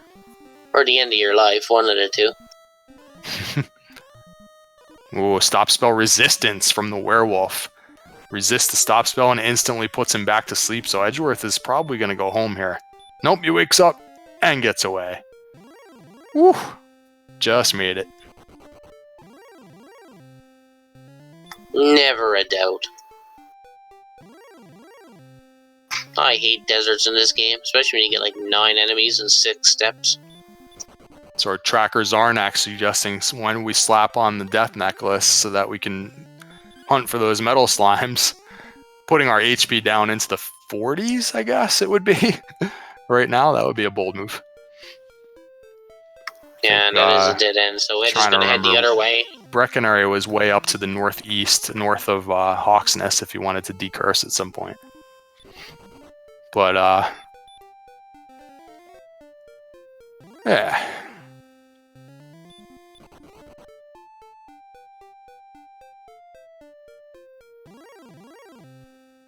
Oh, so here is the Charlock area. He could peek into Charlock and maybe see if there's hurt-moreable enemies on the first floor. I think he's going to walk right past Cantlin. Maybe he'll dip in there for some shopping. There it is on his screen now. Yeah, he'll probably go down and look for a large shield, I would think. Because this is the last thing he has to find. He knows everything. He knows where everything else is at. So the only reason he could, but he's not even going. And I'm trying to figure out where Jackimus has been running around, because all that he has had left to do for a while now is to track down the armor also, which it was a matter of he already had the coordinates, so either Hawksness or Cole. I guess he's still looking for both of those towns. And for Cole, he's got to get back over to the second continent through that swamp cave. Well, Edge did pick up the large shield now, so... Yeah, that was a good move. I like that he did that. Charlock for the death necklace. That would be a reasonable play. It's just that, yeah, I was just going to say, you're never using the death necklace here. Unless you gain, like, but from his perspective, in the next 2 levels. He could be looking for the fighter's ring also, which we know he's not going to find in here. But, yeah, sometimes you just go in here and you just scope out the first couple of zones to see, if there are some hurt-moreable enemies, you're getting some experience. You want to get a beat on how nasty this dive is going to be, since he knows that there are golems with Dragon Lord Breath, there are red dragons with Dragon Lord Breath, there are werewolves with sleep. Now that we see armored knights, I don't even know if we saw those on the overworld. Yeah, they got so how bad exactly? Oh, they have Dragon Lord Breath also, yeah. So how bad is this Charlock going to be? It might be worth going through the first 2 zones while you're gaining experience, to just scope it out, because this is a seed where you might want an extra level at some point. We're dealing with fairly low agility still, 58 agility. How are you going to get through a Charlock that has enemies like that right now? I don't know.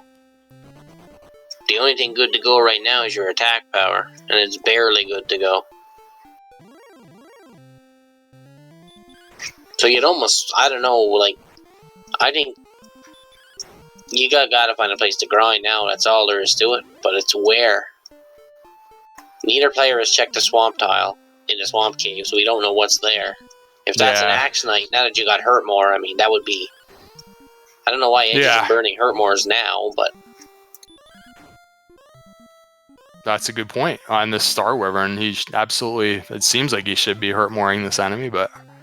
Unless he's trying to conserve for the grind tile or something. But there's an inn kind of nearby Hawksness, right? I'm not sure what's happening. And as far as the Swamp Cave, just from where Edgeworth is right now, when he restarts from the castle, the Swamp Cave is just so far away from Tantigo Castle. It's just... once you get there, it's okay, because there are inns there. Cole is right up on the second continent, right outside.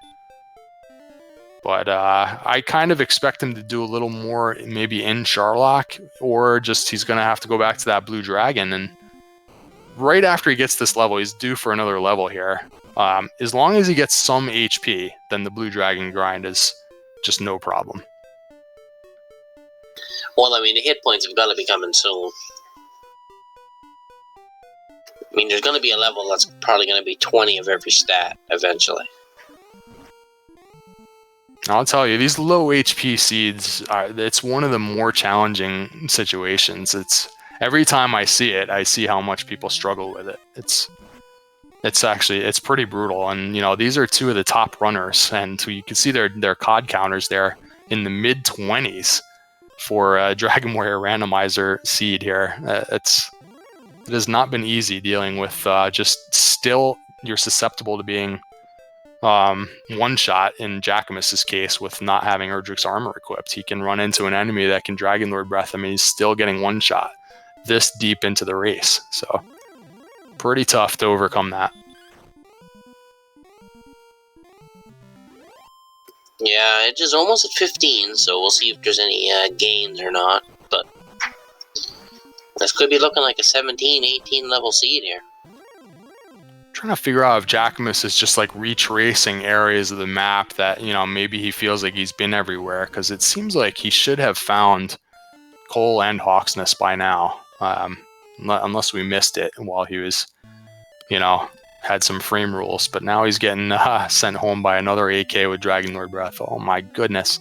And Edgeworth is there also. Look at this COD counter, guys. What a seed this has become. Well, it's just only 38 experience away, so... And it really feels like Charlock is not going to be a one-time through and you're done thing either. It feels like there's going to be some deaths in Charlock. It's just, the whole thing looks so brutal right now. Yeah, because we don't have the flute either, so if golems are prevalent in Charlock as well. Between them, AKs, well, maybe Jackimus all picked having up the DL2 flute. breath, it could be bad. Maybe Jackimus has the flute and we didn't see it. It's sitting on the map somewhere, way up in the corner. And one hit and point. I feel like that's really a good. If he has it, that's a pretty good advantage. Point. One measly hit point. That's happened a few times for him now. Going with the double hurt, more strats on the AKs, hoping. Well, he can absorb a fire, so yeah, the beauty. This is going to be good for him. The beauty of the Erdrick's armor reduces the Dragon Lord Breath attack, so he is not one-shottable any longer.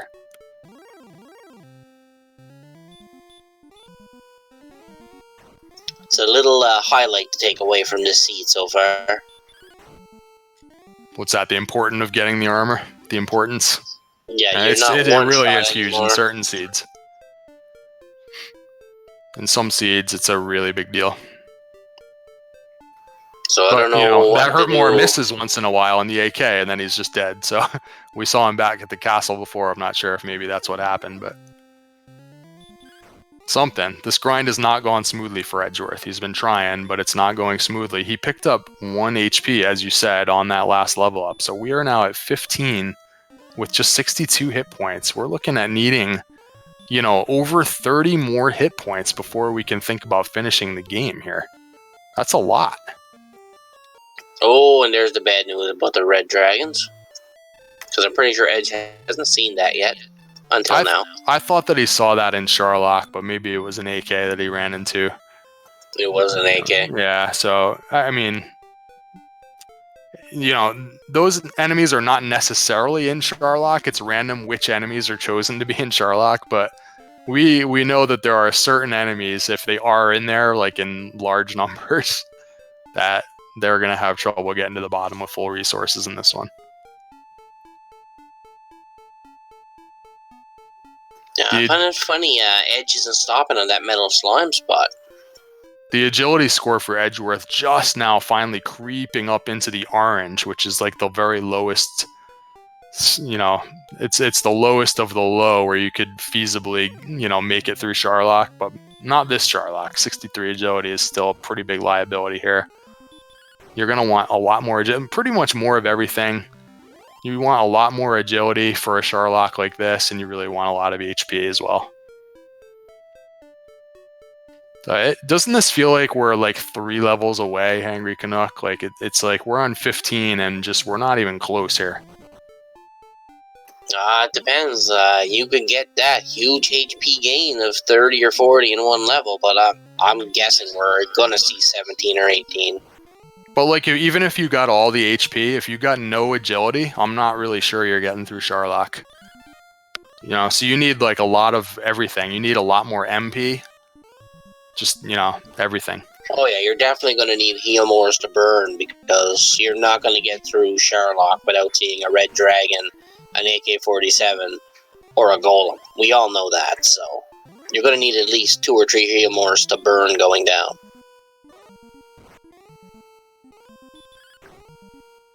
So what has been happening with Jackimus? He's way back up on the left corner. I guess he went back to start.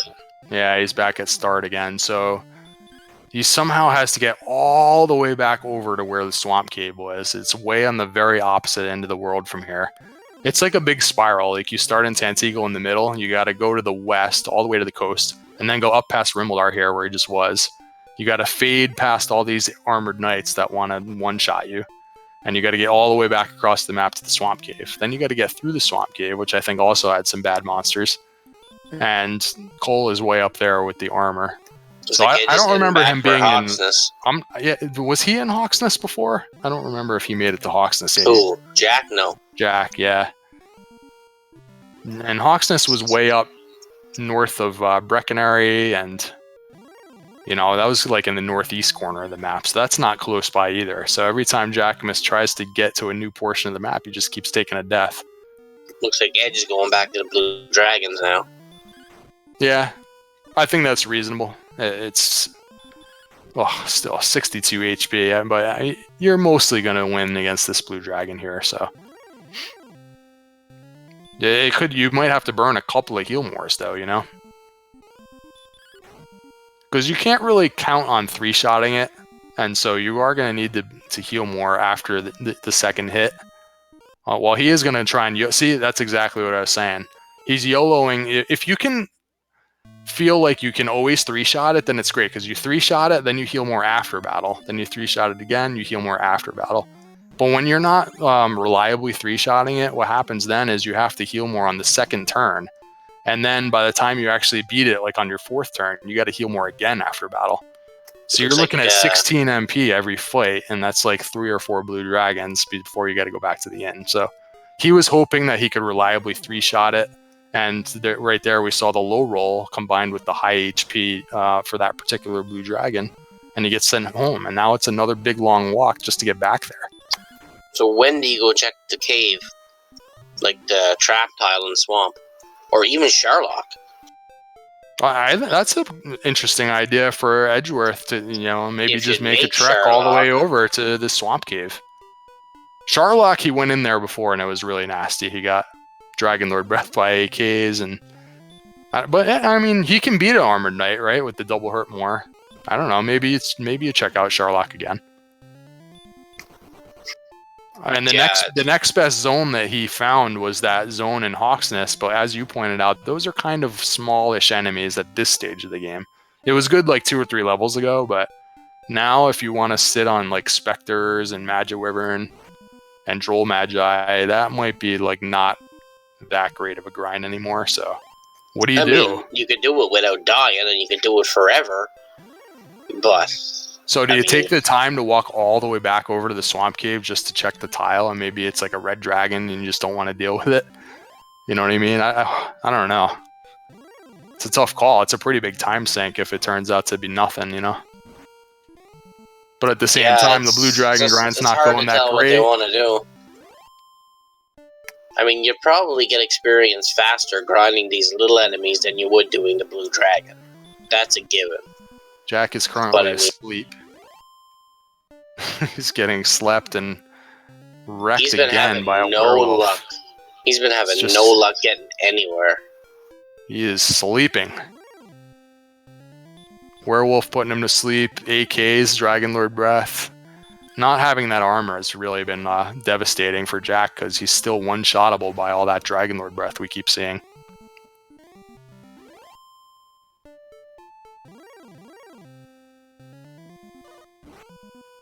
So it looks like Edgeworth is making a pretty long eastward trek right now. Maybe he is going for the swamp cave spike, like you mentioned.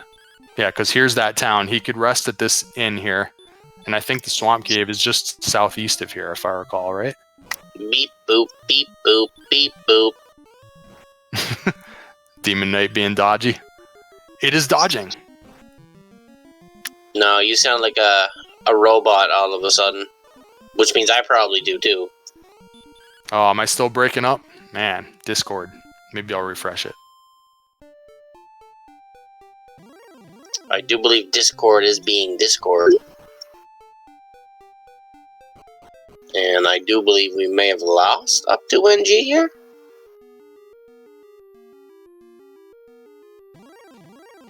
I'm here. I'm going to try and refresh it though.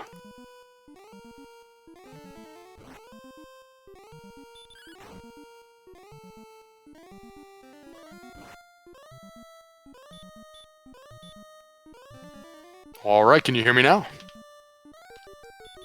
No, you're still breaking up. which means I'm probably breaking up as well. Are we still breaking up, chat, the two of us? Who's breaking up? Give us your vote, chat. Which one of us is breaking up? High Spirits likes it. I think we're good. So Edgeworth has decided on the blue dragon once again. Okay, you just keep cutting out on me up too. Okay. I don't know. I hear you pretty good, so I'm happy about that. 2 blue dragons away from level 16. Maybe that's the magic level, Hangry Canuck. Well, we'll hope so, but I don't really put enough weight on it. Because you still need at least... You're going to need close to 40 hit point gain before you can feel safe at this point. So I can't see that coming all in one level. Yeah, it kind of feels like level 18 to me is my prediction, but obviously that's just based on absolutely nothing. It's totally random. Let's see what we get here. 42 HP, watch this. Watch this, baby. Watch the HP grow. Oh, but there's the agility, though. That's actually really good news for later in Charlock. Now, the HP was terrible. 3 hit points again. Really, we're in the green now for agility, so that is actually really good news. It means the Charlock dive is way more doable once they actually get the stat. I mean, the attack power's there. The magic power's pretty much there. I mean, it's just hit points. Like, the hit points are absolutely atrocious. Yeah, the attack power versus MP ratio right now is borderline. They're both in the orange, and I feel like you would normally want like another level or so, but and we're finally there for the agility. Yeah, it's pretty much waiting on the HP. It's the only stat that's still in the white, as you can see on our screens there. Question in chat. Duke Firebird. Yes, orange means you could do it, but it's not recommended. Green means you can do it, and it is recommended. But that doesn't mean you're going to win. Your stat can be green, you can still lose. Oh, the Dragon Lord. He's a cruel mistress. And all of his minions in Charlock are equally cruel many times. Every time I look over at Jackimus, he's either asleep and getting sent back home, or he's walking up, past Rimmildar and Charlock, just getting back to the portions of the map that he's been trying to explore for the last 25 minutes. So that straight really game tough luck. Is actually going to guarantee Edge is going to kill this in 3 shots now. Yeah, so it's way more reliable to 3-shot the Blue Dragon, which means only 1 heal more burned every fight, so that he can extend this MP pool a lot more efficiently now. So, and if he picks up a Magic Wyvern in between, I mean, that's a beautiful enemy to run into right now. Yeah, especially when you're trying to hit point walk. Well, we're defense breaking them now with that huge agility boost. Now it puts his defense power into the 80s. So all of a sudden, like, you're taking no damage from enemies like that anymore. Yeah, the whole situation is so much different with that agility gain. That was a pretty big level, actually. Just need some hit points now, and we're ready to go. So it could be 18, like you said. Could be 29. I hope it's not 29. That'd be a ways to go. Oh, it dodged! Sucker!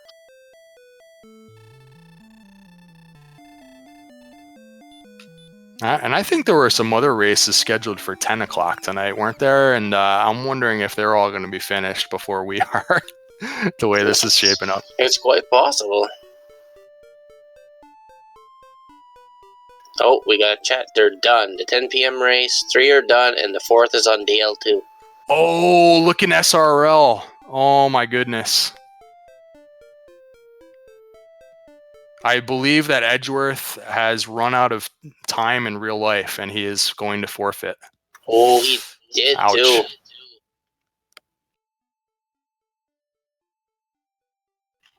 Yeah, and this is the kind of seed that'll do that to you. It's just there's no end in sight. You just like, how many more levels am I going to have to go before I can finish this out?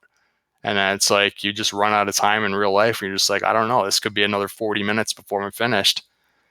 So... oh, that is really tough since he had such a big lead in this race. And So if Jackimus actually finishes this race out, he'll technically be the winner here. I thought on the forfeit you don't have to finish, or do you have to? Well, in SRL, I think you have to finish, because in order to done, you have to finish the seed. But from a tournament perspective, I'm not really sure. I'll let somebody in chat decide that. But I mean, I think that he's going to want to finish it out just to be safe. Yeah. They're saying he has to. So this could be 3 hours at the rate Jack's doing it.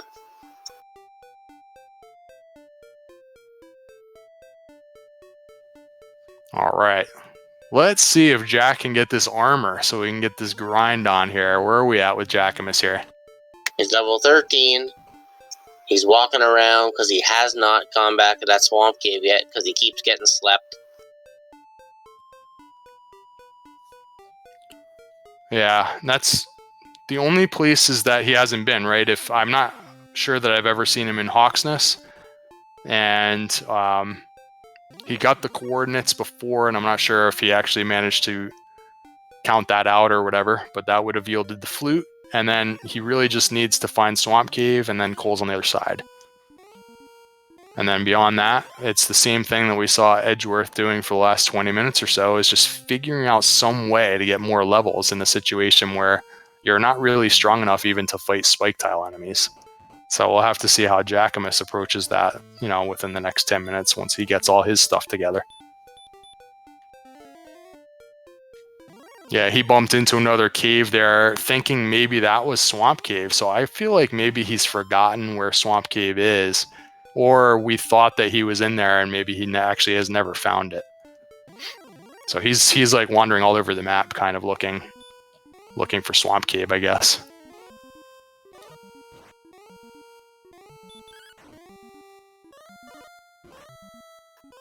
Yeah, I think we're going to be here for a little while yet.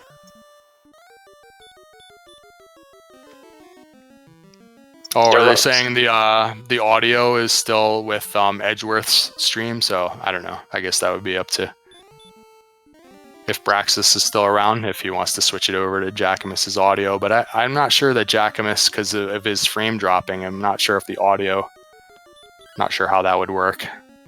Why don't you give us? I think Jackimus had said that he would have good audio, but just not good video. So why doesn't our nice tracker give us a treat and show us what level 17 holds? Just a sneak peek? I don't know if we want to see that yet. I do. Why? It's going to be a surprise. And there's Edge in chat saying the Charlock dive at 100 HP with no agility would have been fun. Look, Jackimus just blew the fairy flute, so he does have the flute. So he did do the coordinates right. Yeah. So one more thing that we can mark down for Jackimus, he's currently in possession of the flute, so if he runs into those guys in Charlock, that's one more tool in the arsenal where he can avoid the Dragon Lord Breath to the face.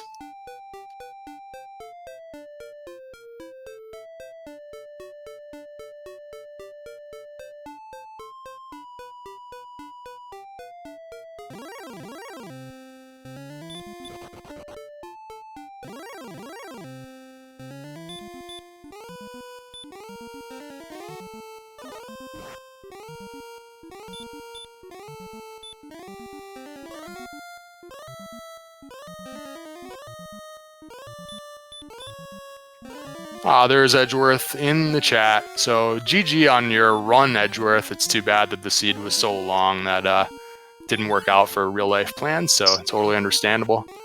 But yeah, as you can see here, you did have quite the lead. You were able to build up a bit of an experienced lead while Jack was exploring, and then with that extra level or two, you were able to make it across Swamp Cave and get that armor, which is the thing that Jackimus is still looking for. So that allowed you to get into grind mode quite a bit earlier, and you had quite a bit of an experienced lead going on. Seemed to be a little bit lacking for hit points still, but you never know. It could have been a while still, so totally good run anyways.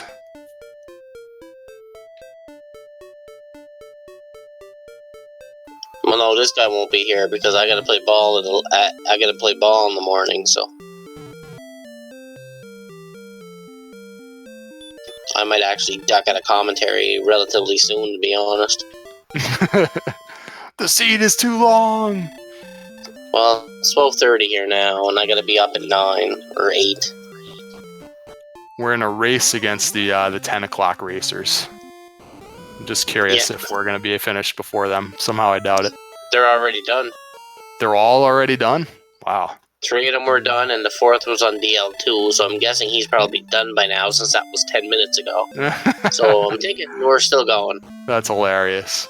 So we're it. Maybe they'll all join us, and we'll watch Jackimus with the slow-mo effects here polish off this Dragon Lord eventually. And he just picked up level 14 with the whopping, what was it, 4 HP maybe that he gains on 14? And not much else. Much. I think he's got to get to 15 before he picks up Heal More and Hurt More, or was it 14? Let me see here. I don't know, waiting on our tracker to change levels to 14. Hello, Mr. Tracker! Every time he runs in, look at like all these monsters he runs into in the overworld, just constantly the Armored Knight with the 71 damage, and he's just back at start again. Like, that's just the path that he has to walk through to get to the rest of the map. He's got to walk through that little alleyway. If he happens to get the Armored Knight, it's just like there's a really good chance he's going home and he's got to do it again. So I'm waiting for the second dot forfeit to show up very shortly. Double forfeit. So he does pick up Heal More and Hurt More, so he can actually try to beat that Armored Knight when he runs into it. I think he may have been ambushed that particular time, so he wasn't able to get 2 turns. No, he tried to run. No, I seen him try to run, and he failed. And okay. The AK blew breath in his face, and well, it was over. Possibly didn't know that he picked up Hurt More yet or something. But and he doesn't have the armor, so he can't survive the 1 Dragon Lord Breath attack, so I guess it's better to run. Just a tough spot for Jackimus. Gotta get somehow all the way back across the map to that swamp cave. With all of these nasty pitfalls in the way. Will he make it? He better.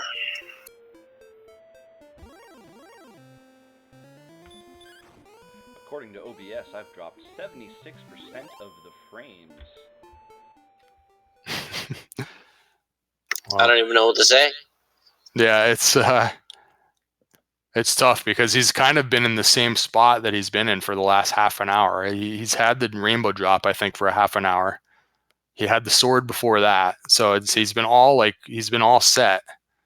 Just can't get this last item, and he just keeps dying trying to get across, like just trying to walk across the map. So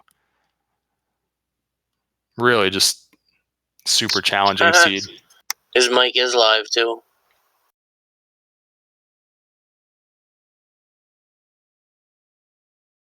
I do believe I heard Jackimus say something a few seconds ago.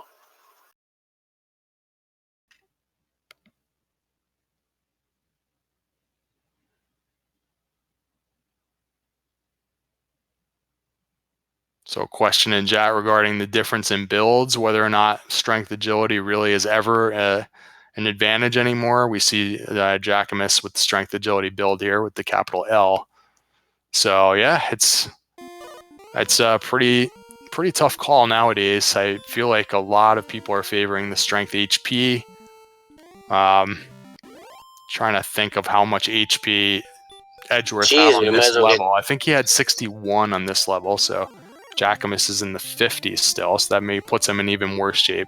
For example, if he tried the Blue Dragon grind right now, he would be in a lot more danger of getting 2-shot by the Blue Dragon just because of the fewer hit points. So yeah, we should get Jackimus in here. Not like it matters. Get him into the Discord. It's not like he's racing against anybody. For self-commentary? Yeah, why not? He's on his own here right now. Let's see, Hurt More. He is using the Hurt More now, so enemies like the Star Wyvern and even that werewolf that has sleep at least you have a little bit of a backup plan now. You can unleash the Hurt more. One-shots them occasionally and does tremendous damage most of the time, so that's helping him make a little bit faster progress on this level up. It's halfway through the level already, so getting on towards 15, getting a little low on resources now, though. That's the disadvantage of having Hurt more, is when you keep using it, you end up running out of magic. I think he's closing in onto those 3 towns where he could get a little bit of an in stop and refresh all the MP and maybe make his way to the Swamp Cave. I think he's getting close now. Just has to avoid the truly devastating encounters, the Armored Knights. Well, you can one-shot them if he hits them. That's if you hit them.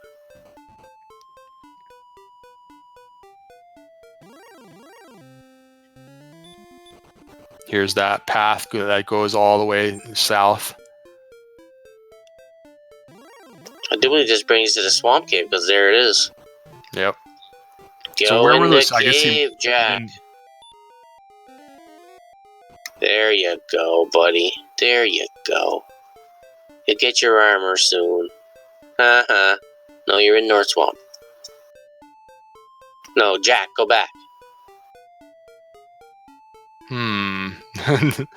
Did he do that intentionally? Because, yeah. So now he has 3 MP to work with. He somehow has to get all the way through this cave. Nope, 72 damage from the Knight. Knight also has Dragon Lord 2 Breath. I'm not sure that I ever noticed that before. That's at least the 5th or 6th fairly serious enemy that has Dragon Lord 2 Breath, so not a fun mix of enemies in this one. Wow. No, this is still going to take him a while. Knights, Armored Knights, Red Dragons, and Golems. And I don't know if there were some small creatures that had it, but when the big creatures have it, it's worse. Because they can ambush you, or they can, it's harder to run from them. And just never getting up to 73 HP where you can get, you're safe from a Dragon Lord attack. It's just such a huge factor. It makes the seed so much longer. That's a big threshold. When you can get to where you have 73 max HP, that's a big deal. Well, we know that's not happening for at least 2 more levels. And that goes back to the point, why would you go with the agility build anymore when all these HP thresholds are also important? And I'm not sure. I personally really feel like the HP build has a big advantage, but Jackimus has pretty much always gone strength agility for going all the way back to the beginning, so he is 3-0 coming into this race, so it works most of the time for him. Oh, he will be 4-0 if he finishes.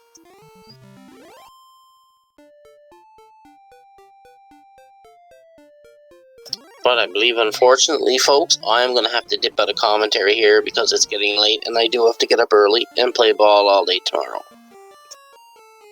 All right. Well, thanks for joining Hangry Canuck. That was a blast, as always. Oh, of course, it was fun, but you can pretty much take this on your own now. It's only one screen to watch. Yeah, no problem. I mean, I'm going to leave it. Good luck in your. Just... Did you race already this week, or you still got one scheduled? Oh my God, I raced. It was a 3-hour marathon. Me and Bass Pad. Oh man. Well, good luck in your week 5 then. Yeah, I got to win to make the brackets. It's lose or go home. Yep. Very good. And we're seeing kind of a pause here. Let me check SRL.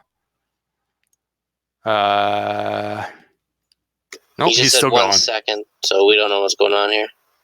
I think he was fixing his audio maybe for the stream, so cool. All right, Hangry Canuck, have a good rest of your evening. All right, everybody. You guys have a good one, and I'm sure I'll commentate another race sometime soon.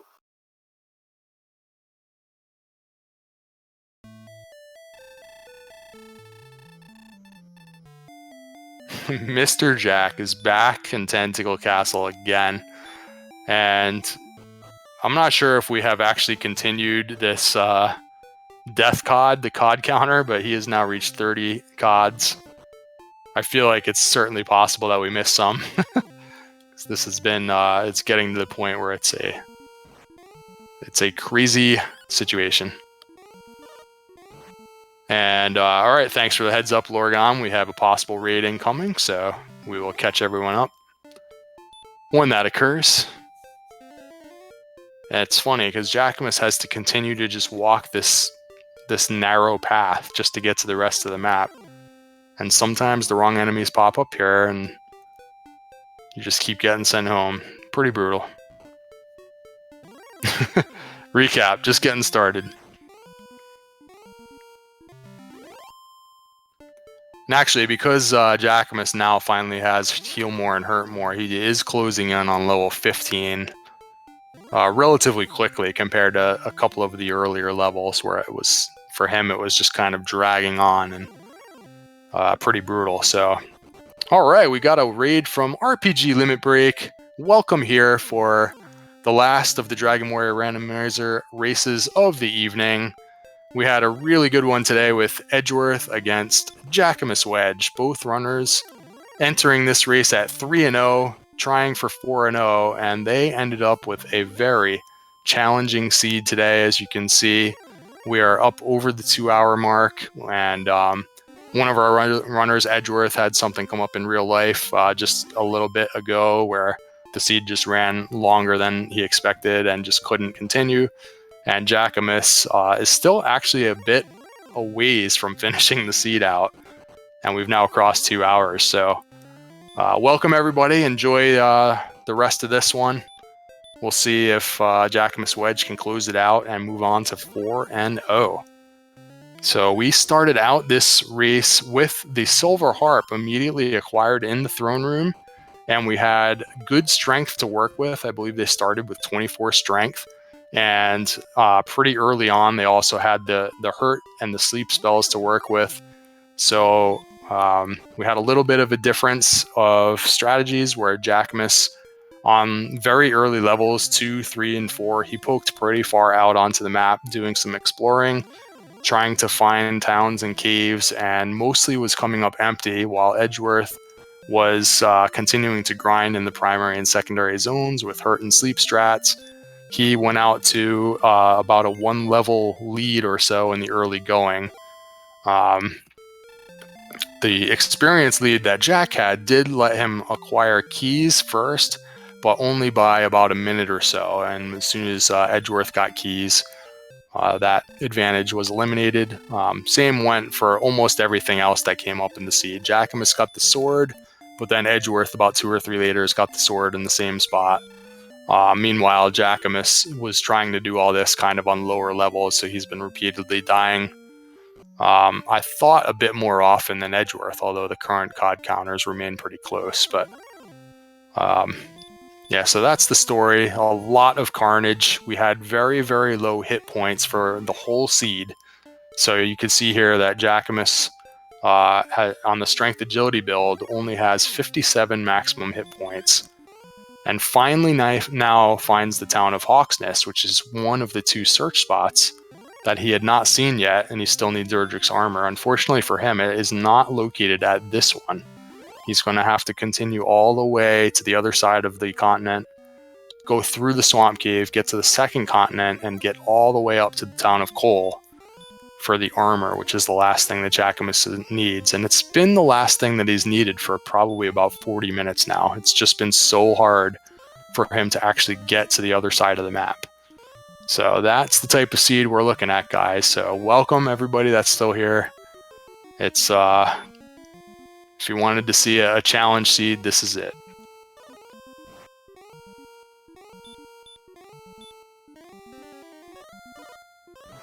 So we see that he's still actually in danger of getting 2-shot by this blue dragon, but mostly is just barely in the clear. He's going to use heal more strats in between. Right there, he takes an attack for 32, puts him down to 1 hit point. So you can see that he could potentially actually die in this battle. Blue dragon also has hurt more, but Jackimus was successful with using stop spell to block hurt more. Without having Erdrick's armor equipped, Hurtmore can do up to 45 damage to him, but he was able to block that. Finally takes down the blue dragon. He's got to get the bad news that there's nothing here, guys. No armor for you. You're going to have to track down the town of Cole. And I feel like he should realize by now that it has to be on that second continent. He's done really a lot of exploring. I think he's been everywhere on this first continent now, even though he's taken a tremendous amount of deaths just trying to get to the other side. I think he's pretty much seen it all now. So it's going to be a matter of seeing if he can get back over here to the inn, which is just to the south, running low on resources. If he can heal up at the inn and then make his way all the way back to the southeast to get back to the swamp cave, which he's gotten into a couple of times, but he's died in there. If he can get through the swamp cave and get all the way to Cole, he'll be in grind and go mode. So that's the story for Jackimus. Just again, here's just yet another enemy that's causing problems. The Demon Knight just steps away from the town. I think this is Breckenary here, which has a nice cheap inn, and he makes it. But yeah, for Jackimus, and Edgeworth was on strength HP, so he had a little bit more HP to work with, but they never got out of the danger zone of having just low HP for the whole seed, and just caused a lot of deaths. We have, in this one, we have golems have Dragonlord 2 Breath, and Jackimus actually counted out some very difficult coordinates to actually obtain the flute. So the last couple of times he's run into the golem, he's been able to get away because he's been able to use the flute. We're going to see, I think on the next level that Edgeworth had gotten, we're going to see a really good agility boost, which will help him also get away from enemies like golems. But golems have Dragonlord 2 Breath, red dragons have Dragonlord 2 Breath, armored knights have Dragonlord 2 Breath, werewolves have sleep, and don't remember if they had anything to follow up behind that. Green dragons, I think, have hurt more. So the potential for what could ensue in Charlock Castle in this seed could be absolutely ridiculous.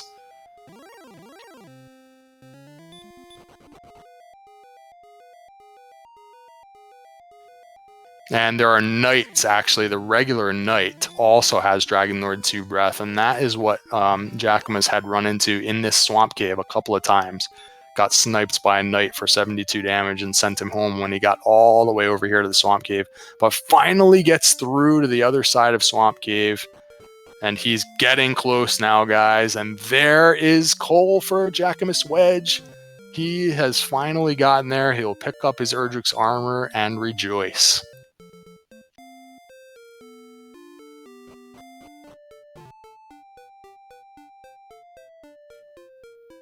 So that's it for him. He could go and check out the spike tile now instead of casting return. And that's something I would thought that Edgeworth would do, and he never ended up doing it. There's a blue dragon in the Hawksness spike tile, as we just saw a few minutes ago from JackimusWedge. We still don't know, I believe, what is on the spike tile for the swamp cave, and Jackimus not going to check it. I'm not sure if he checked it earlier. Is it possible that it was that stone man that we saw in there and I just missed it? But for right now, he's not going in that direction. Looks like he is going to go back to the Blue Dragon Grind in Hawksness. He's someone that actually also highly favors taking exploratory dives into Charlock to try and hurt more whatever enemies that might be in there. Oftentimes there are Star Wyvern and werewolves and green dragons running around in there.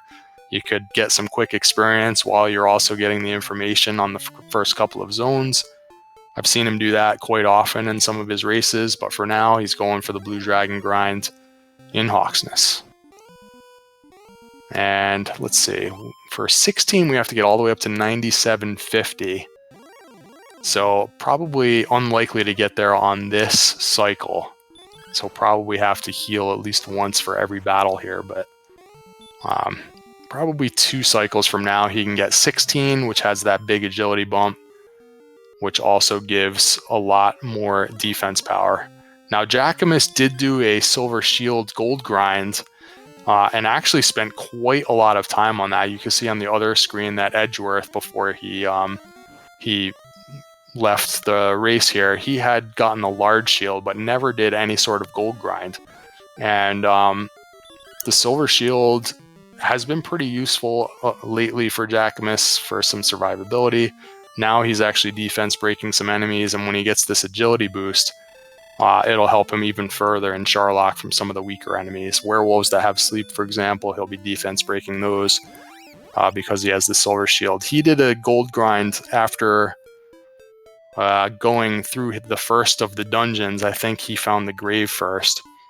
Did a gold grind, grinded just enough only for the silver shield, saved his game, and then proceeded to die, I think, 4 or 5 or 6 times on the overworld, and continued to reset to hold on to that gold in order to get that silver shield. So it took him forever to get it, but in the end, I think it's going to be pretty useful. Unfortunately for him, that was one of the main reasons why he fell so far behind in the experience battle with Edgeworth. But as for right now and finishing the race, he's going to be glad to have it.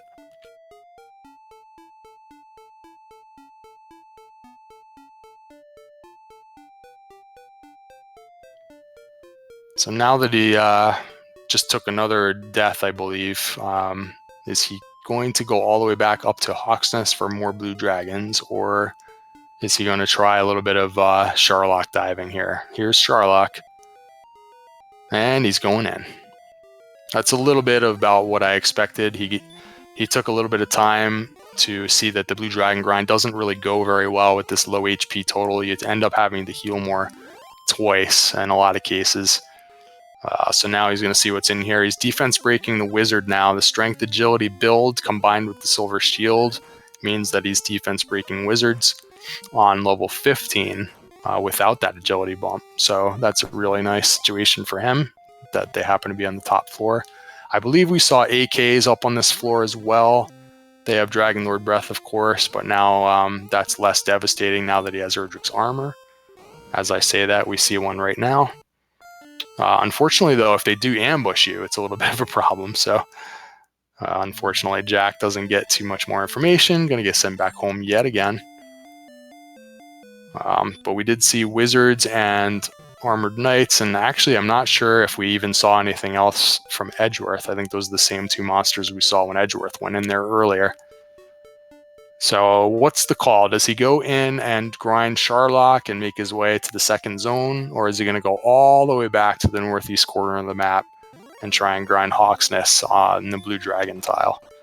I'm kind of thinking that he is going to go back into Charlock, whereas we saw Edgeworth continue to go back up to Hawksnest in this situation.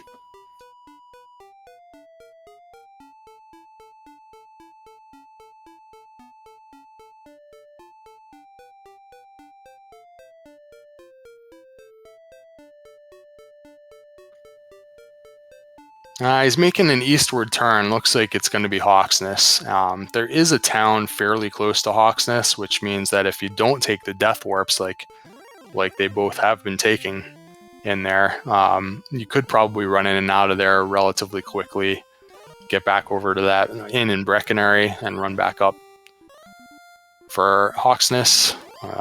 It's just that until he gets another level or so, the blue dragon grind is a little bit difficult, with only 58 hit points to work with, but we'll see. I think he's going in that direction.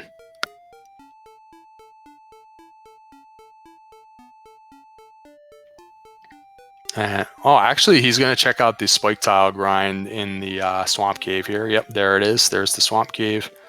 Wants to see if there's a better option here, and from here you can actually go exit the south entrance. It's a little bit of a hike. You could go to the inn in Cole. And I missed if this is the grind tile, but this is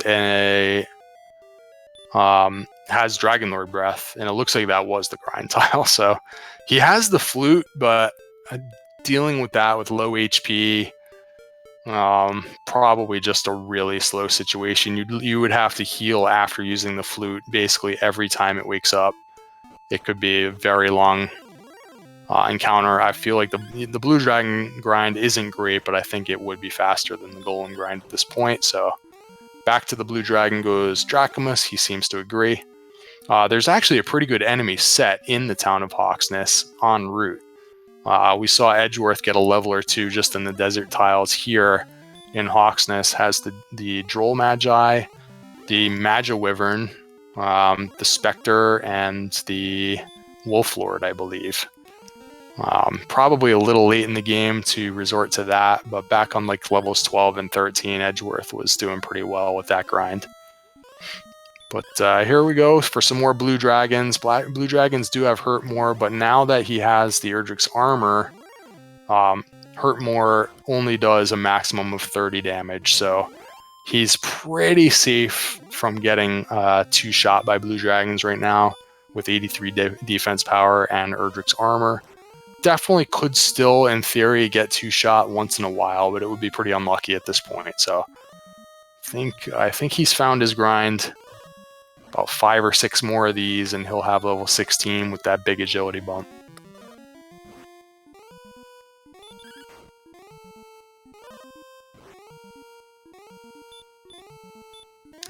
Level 16 will also yield a pretty good MP bump. I think there was about 6 power. There's MP in the 20s. We're going to get agility in the 20s. And at that point, he will just need to wait for the HP to catch up. So however many levels it takes to get the HP at least into the orange. As you see on the tracker there, it's currently in the white. He's going to need to get that at least into the orange before attempting Charlock.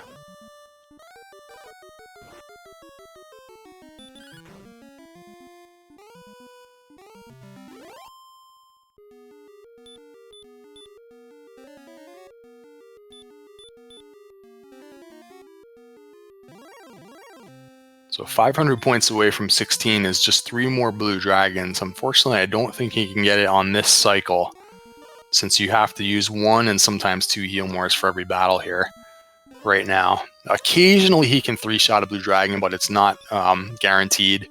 So you have to pretty much heal more after the second turn. Otherwise, if you risk a Death Warp, it's a pretty long walk to get all the way back here. So it's not a very efficient grind right now. It's really just the lack of HP that's caused a lot of inefficiencies throughout the whole seed, really. And looks like he's going to not even try and use the last 10 MP. He's going to save that for just trying to make it to the inn alive so that he doesn't take the Death Warp. And, yep, so there's the last heal more. He's going to use that to just get back to the inn now. And then we'll have some fun seeing what happens when he finally starts getting towards level 17.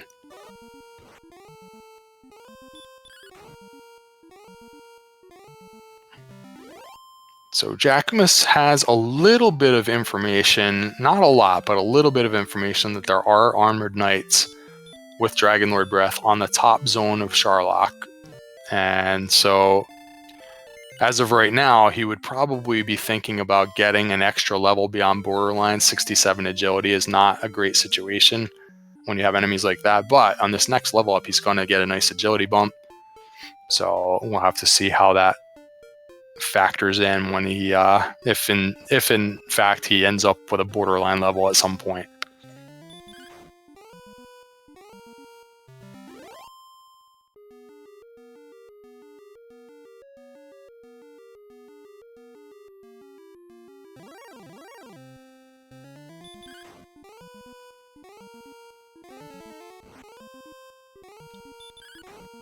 Alright, and this one will do it. As long as he doesn't take a premature Death Warp. But he's going to have to heal more here after the second turn. And then see if he'll either 3-shot it or almost definitely guaranteed to 4-shot it. They do have some chance of dodging, so sometimes it's that's also an issue if you want to take your last swing when you have low HP. But here's the level. You can see the 22 and the 22. So we got plenty of agility and plenty of MP, but not so much for HP. And what's happening here? Okay, we just had a little hiccup on his end. So going straight back to the grind, more Blue Dragons. Nothing you can do if you don't have the hit points. Just got to keep going.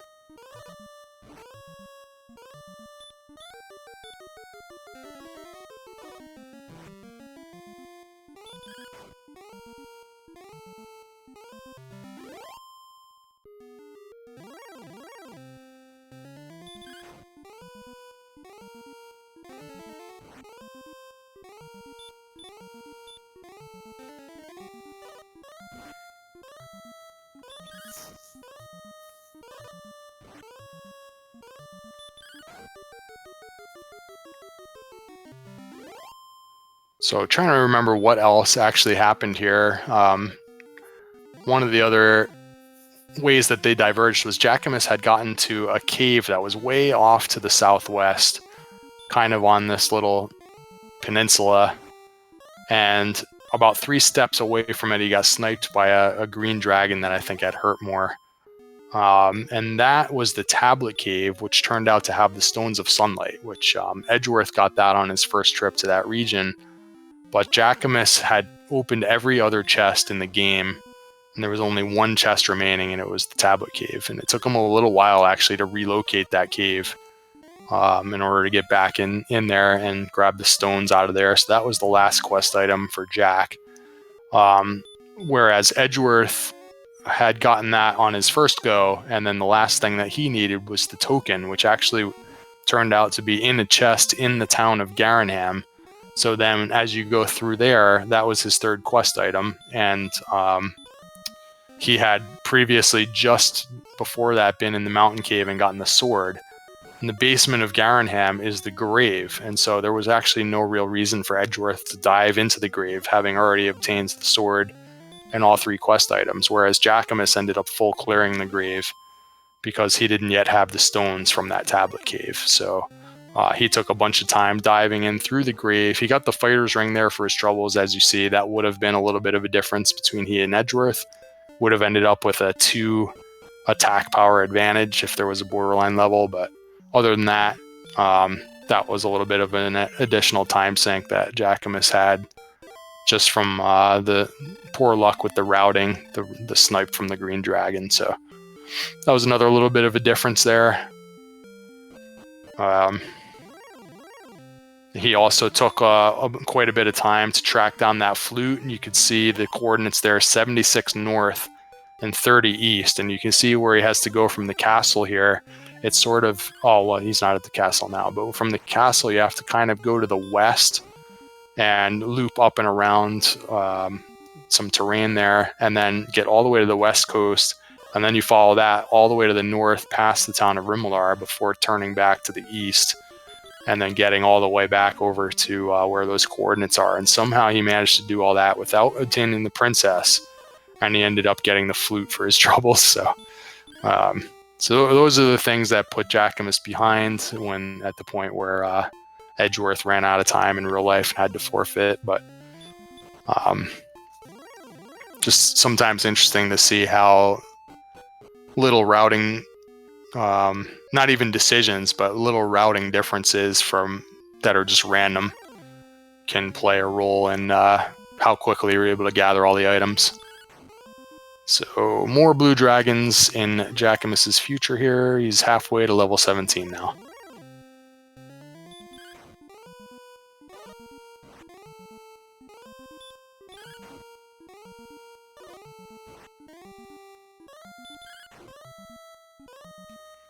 And we have a comment in chat. So yeah, don't see how you can win at 65 hit points. That is absolutely true.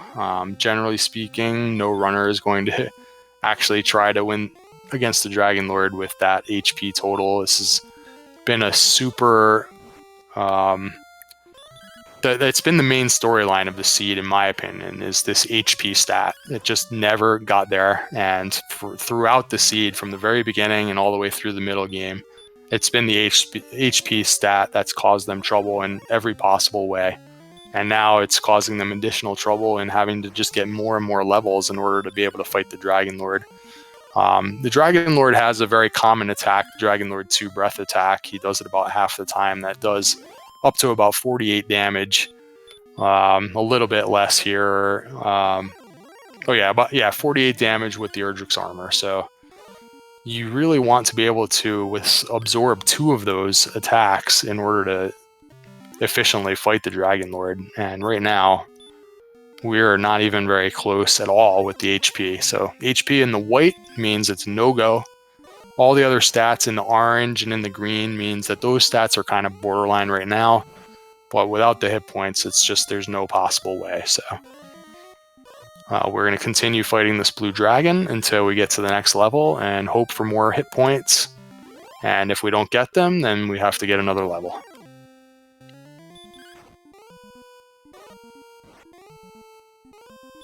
All right, question in chat about favorite or noteworthy races so far in the tournament or possibly upcoming in the tournament. So that's a pretty good one. Might have to ponder that while we watch all these blue dragon corpses in our future here. Excellent move for Jackimus.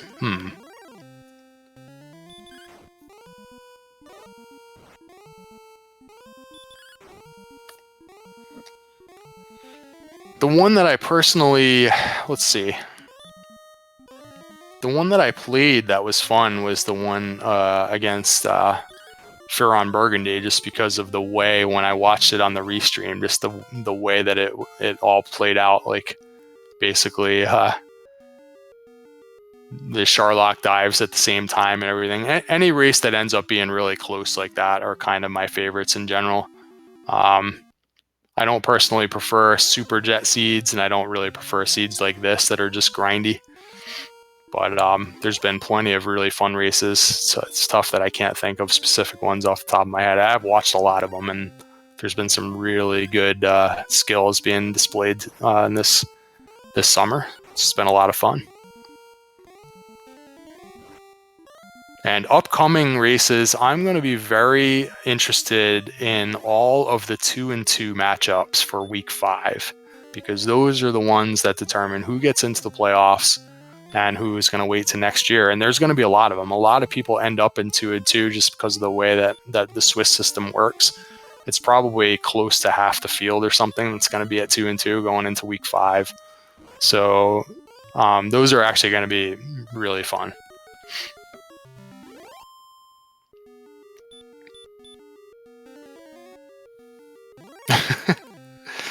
We're hearing there's some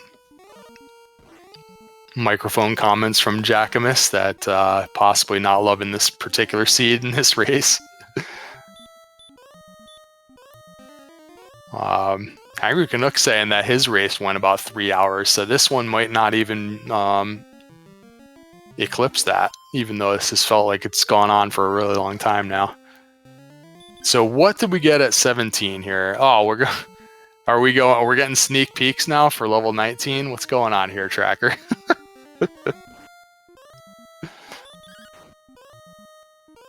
Is this for real? Is this real life? At 19, we're gonna have 80 hit points? Oh my god. Should we tell him? Well, we're getting sneak peeks, guys. We are going to be seeing a tremendous amount of blue dragon corpses.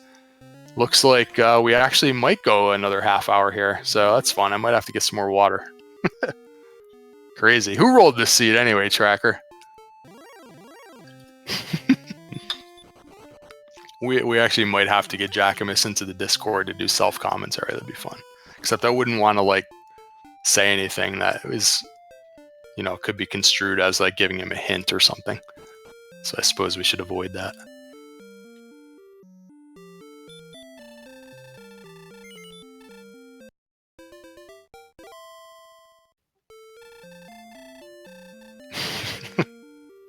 Yeah, kills MTI. MTI loves the 0 level ups, and Jackimus has seen more than his fair share, I think.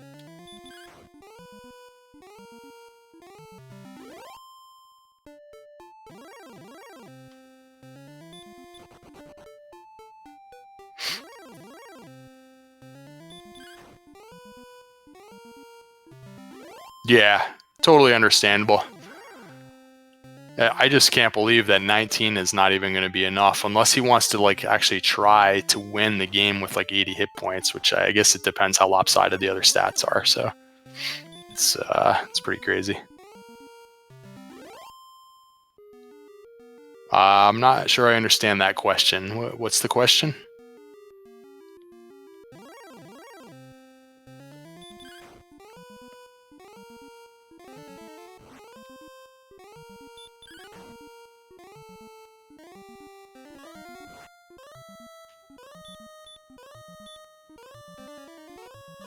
Oh yeah, my record so far is 3-1, so I'm in the brackets already. I guess there's probably still something to play for. I assume that maybe the 4-1 and the 5-0 runners have like a better shot at a bye maybe in the brackets, or maybe like there's some kind of seeding where they try and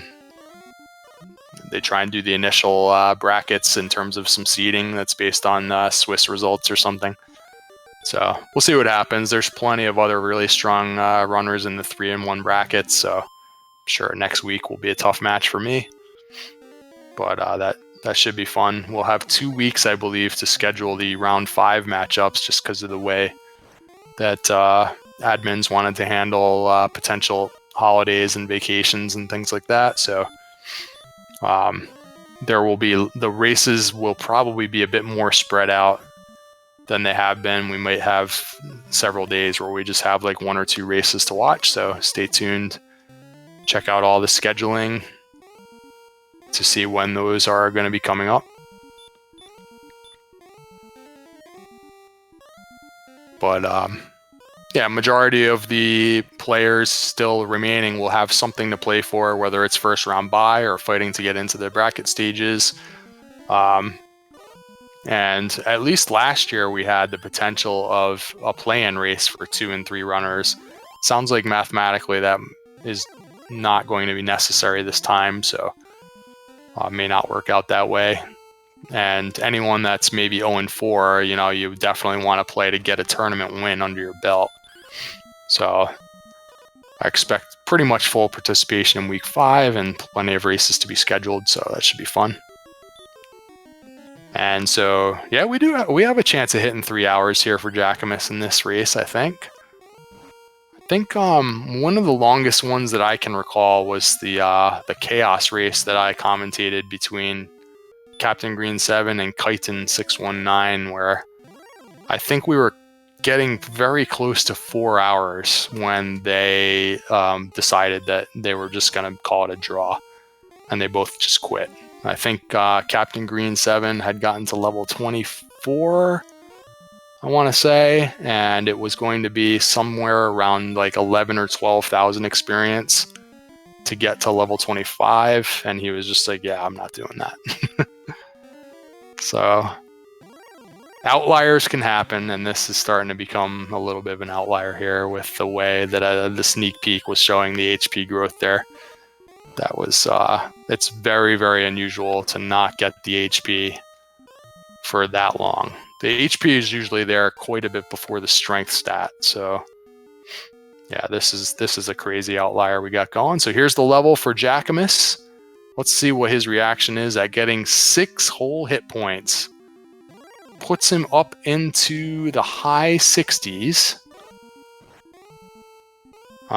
Which means that he could still, if he didn't have the Erdrick's armor yet for some reason, he could still get one shot by a Dragon Lord Breath attack.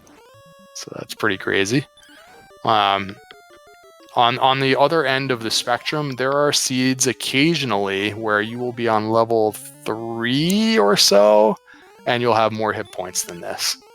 So that just goes to show you kind of the randomness of Randomizer. We happen to have one of the trolley ones going on tonight. So on the other hand, all the other stats are firmly in the green now. So we have 146 attack power against a 107 MP ratio, which means that we're getting into the range where you have a lot of extra MP and a lot of extra heal mores to work with. So a lot of the potential gotchas that could be happening in Charlock that we mentioned earlier, like all of those enemies having Dragon Lord Breath and a couple of them having sleep, maybe won't be as much of a problem if we can be burning stop spells, or we have 97 plus agility. We're defense breaking almost everything. We can two shot our way, maybe 3 shot our way through some red dragons, things like that. So there'll be a lot of additional ways of dealing with the dive now with these stats. It's just that the Dragon Lord fight itself can't really be won with 68 hit points. So more grinding is in Jack's future. I'll be curious if he goes on a level where he has hit points like in the 80s, because when the ratio starts getting lopsided enough, you can double heal a lot and still win. At this ratio right now, for example, at 146 attack power, we're looking at a damage range of 11 to 23, which is an average of 17 per attack. And Dragon Lord can have a range of 150 to 165 hit points. So on average, it'll only take about 10 attacks right now for Jackimus to take down the Dragon Lord. And which means, in theory, if you had enough hit points, you would only need about 8 heal mores. And right now he's got enough MP for almost double that, really. So he's got 5 or 6 heal mores in the bag already. And if he gets even more attack power and even more MP on future level ups, then it could be even more lopsided, to the point where if you do go in, let's say with 85 hit points or something, you can basically just try and attack every time you don't get Dragon Lord Breath. If every time you get Dragon Lord Breath, you just have to heal. And if you take a low physical, then you can sneak in and attack. You can, you'd have to have really lopsided other stats to make that happen, but this is one of those special cases, and I expect Jackimus to take advantage of that at the earliest opportunity. And so we'll see just how far he wants to go with this.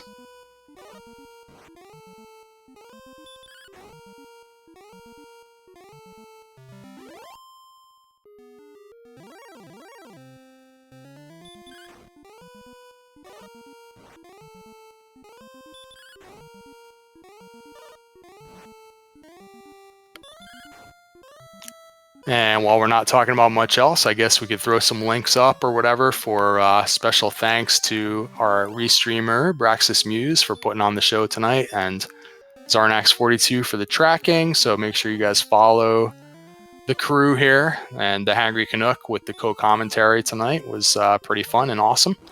And we'll probably have some links also for your 2 excellent runners, with Edgeworth and JackimusWedge being 2 grizzled veterans of the community. You'll find them racing plenty of other randomizers as well, and they're both top-notch runners on this particular game.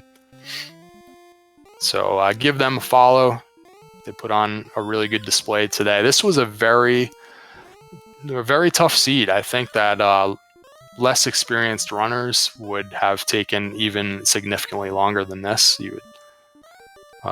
It's tough to say that when the seed is looking like it might crack 3 hours, but these guys really actually played it very well.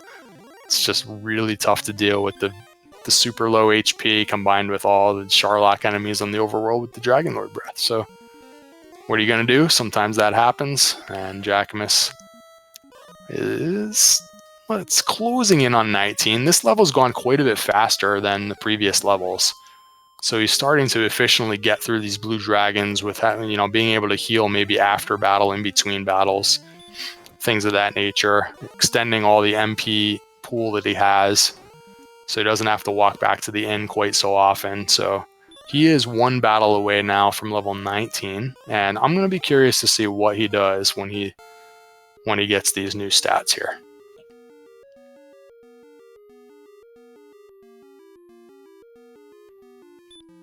So 2 power is really not much of a bump. 12 hit points is getting there. We got an extra heal more's worth of MP.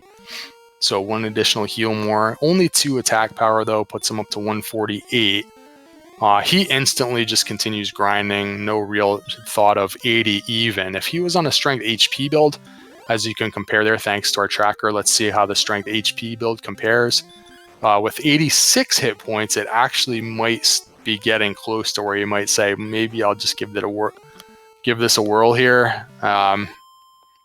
We have about twice as much magic as we need, so if you had to double heal every other time, you might still win. But with 80 hit points, it's just, you can still just get physicaled for that much way too often. Even with 99 defense power, the range for the Dragon Lord attack right now is 23 to 46 for the physical attack, so you're getting hit for more than 32 damage just a little too often. But, you know, when you get up into the high 80s, that might be a different story. So I think maybe we should just wait and let's wait for Jackimus to actually get level 20 before we see if that's the magic level. He seems to be taking care of these blue dragons quite a bit faster than he was 10-15 minutes ago. So maybe we still have an outside chance at getting sub 3 hours here, guys. It's always possible. Coming up on 2 hours 40 minutes now, so nice job with the grind, doing occasionally damaging the blue dragon for over 50 points of damage. So he can even sometimes two-shot the blue dragon right now, which speed things along quite considerably. And by the way, the other bit of bad news about going from level 19 to level 20 is that is the level where the experience gap between the levels actually widens again, even further apart. So all the other level ups previously, level 16 to 17, 17 to 18, 18 to 19, you needed an additional 2250 to get the level. So we went from like 14,250 to 16,500. But now you need a full 3,000 experience points between every level. So we actually have to get all the way up to 19,500 points for this next level up, just to add salt to the wound for Jackimus, who's been sitting here on the grind for basically forever.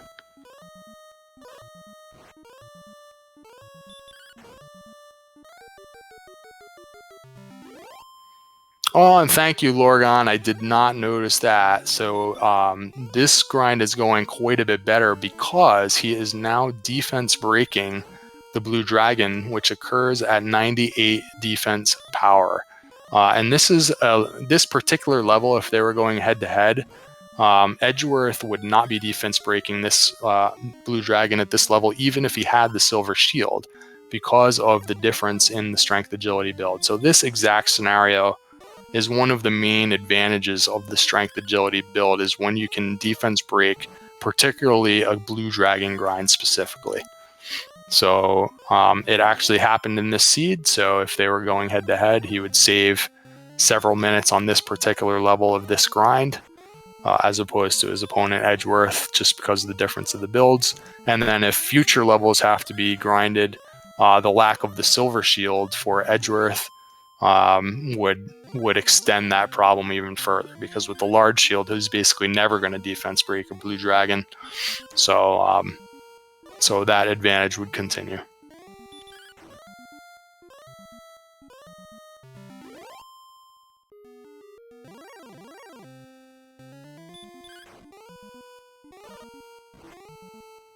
Yep, that's the question in chat about defense breaking. So that's just kind of the lingo that we use.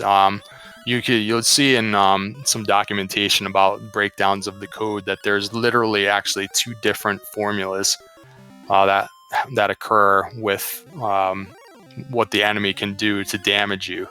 And when you reach a certain threshold for your defense as opposed to its strength score, once you cross over that threshold, it actually uses a totally different formula where it could do 0 damage up to some maximum that basically ignores agility calculations and things. It just has basically a range that's as low as 0. So it does much less damage, and it's like all of a sudden, like you get one more defense point and you're taking way less damage from an enemy. So just the way that the designers did it, so that I think that if you continue to use the original formula, you end up having like a real issue after a while. Like they might do like 0 to 1 damage to you, and that's not what they want. They want the blue dragon to continue to at least do some damage to you sometimes. So so they use this other formula to make sure that it at least does some damage. But yeah, that's the idea. So here we go. Here's level 20. 5 hit points for Jackimus on level 20. What is he going to do, guys? Can you dive and win here? I feel like he should try and win on this level. He doesn't have much left of this particular MP pool. But if he can win with 85 hit points, it might be a new record for tournament play. And I feel like it's technically possible here. People could run some sims on this, but 148 attack power ratioed out with 133 MP. You have a lot of extra turns. Like you could double heal every other turn, which is the frequency that, you know, Dragon Lord only is expected to breathe fire 50% of the time. So if every other time you have to double heal, then it would still be okay. And I think he's actually going to go for it here. This is going to be awesome.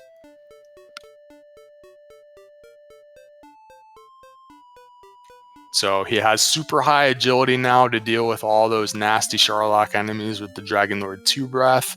He has, so he can run away from most of those enemies. I mean,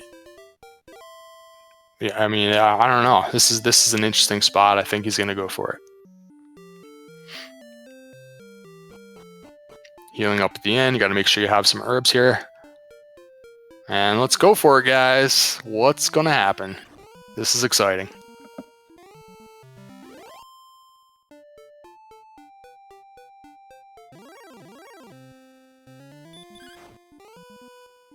Takes a swipe at a Metal Scorpion just because, so I'm not sure if he's actually going to do maybe a diving grind here. I thought he was going to go for game on this level, but I'm suspicious now that he's actually going to go for the diving grind here. Defense breaking almost every enemy all the way up to Blue Dragons, so the list of enemies that he could encounter that he's defense breaking include the Wizard, the Werewolf, which has Sleep in this seed, the Green Dragon here, which has Hurt More in this seed, but not a big deal, the Star Wyvern, which I can't remember what their problem was in this seed, and he's also defense breaking the Axe Knight and the Blue Dragon. So he can pick off some of those enemies, particularly, hopefully, the ones that don't have Sleep or Hurt More or things of that nature. And he should be able to find enough of those types of enemies to be able to get to the next level. It is 3,000 points to get to the next level, as we mentioned before. So that's kind of a lot of enemies to be picking off. And he's also deciding to fight through the red enemies, which are the Armored Knight and the Red Dragon here, both of which have Dragon Lord Breath in this seed, and he goes down swinging against the Dragon Lord Breath attack. It dodged in that case. He probably felt like he was going to take it out on that hit, but it does dodge, and he's going down. So Charlock is still not easy. I'm not totally convinced that he should be fighting those enemies, but everybody's going to have their own opinion on that. With 98 agility, I feel like I would want to be running from those enemies and saving up my fighting for the lesser enemies that I'm defense breaking, but who knows? That's why they play the game.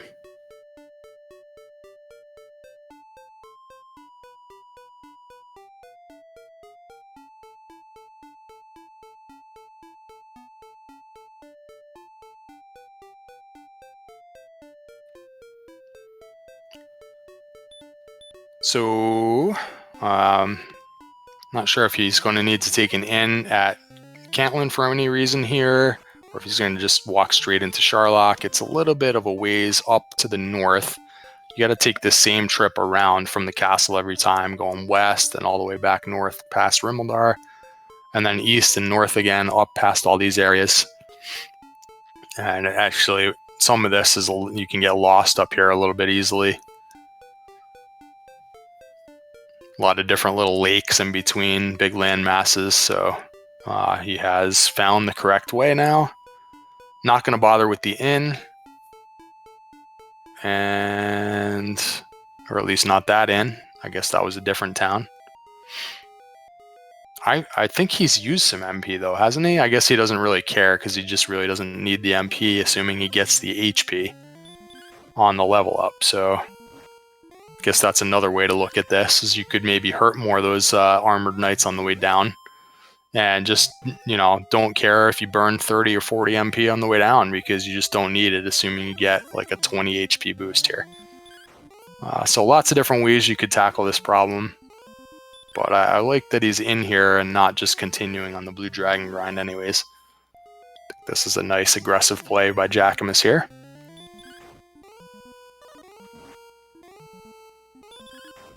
And the Wizard seems to be the best situation. Doesn't seem to have any abilities, and he's two-shotting it pretty much always, and his defense broken, so 120 experience a pop. Now, he is going with the runaway strat now on the Armored Knight. I wouldn't mind seeing him just do like a swing and then a hurt more, which is pretty much always going to two-shot him with the attack power they have. But as for right now, he's running from the Armored Knights in this particular dive and picking off the Wizards with excellent moves. We have to get to 22,500, so we're still 2,000 and change away from the level. That's quite a few victories that he'll need before fighting the Dragon Lord. Green Dragon's a little iffy because it does have hurt more, and it manages to ambush Jackimus despite the 98 agility points. And it seems to cast hurt more with pretty high frequency. It is defense broken, but that doesn't mean much if it's not physically attacking you. So might want to try just running from that one also. It's hard to say because you got to get the experience points somewhere. And here I think is his first look at the second zone. Maybe it's just a totally much more friendly enemy set. I think the Stone Man's not what he's looking for, but let's see what else is here. Oh, and the Golem's definitely not what he's looking for. The Golem with the Dragon Lord 2 breath just absolutely was devastating for Edgeworth in a certain phase of the game. Died 3 or 4 times in a row to Golems earlier. And is he just unable to get away from... Oh, he's fighting through the Stone Man now. Okay. All the way down to 14 HP. Going to use some herbs now to maintain most of the MP. Probably not going to need all this MP, but... just going to use the herbs since he happens to have them. And trying to run from the Stone Man and getting blocked by Stone Men. So Jackimus getting trolled. I mean, these stats are such that he should not be having all these problems. But that's Randomizer for you, just getting the bad end of the RNG. He is defense breaking this Axe Knight, by the way, so this is a beautiful enemy to encounter. He may actually want to walk back and forth in the second zone here, just for this reason. You know, the Stone Man's typically pretty easy to run away from. The Axe Knight is in here. Unfortunately, the Golem is not that great to run into, but... anyways, he does pick up a couple of Axe Knight victories, and he's just going to move on into the third zone. Let's see what sort of enemy mix we have in the third zone. Unfortunately, we have Armored Knights here, which he's going to get blocked. And does get away at 40 hit points. If he had gotten blocked there, he risked death from the Dragon Lord attack. So he is, and again, now this werewolf has sleep, and he's choosing to fight the werewolf. I don't know. It's a little bit tough when you just don't have much max HP, because what do? Do you heal more in that spot against the Armored Knight, and then he just follows that up with another Dragon Lord breath attack, and then you're just immediately in the danger zone again. So it's a little bit nasty. Green Dragon's unleashing the hurt more, manages to take that one down, so he's eking his way towards 22,500. Still got a ways to go. The dream would be if the Axe Knight or the Blue Dragon appear on the spike tile prior to the Dragon Lord.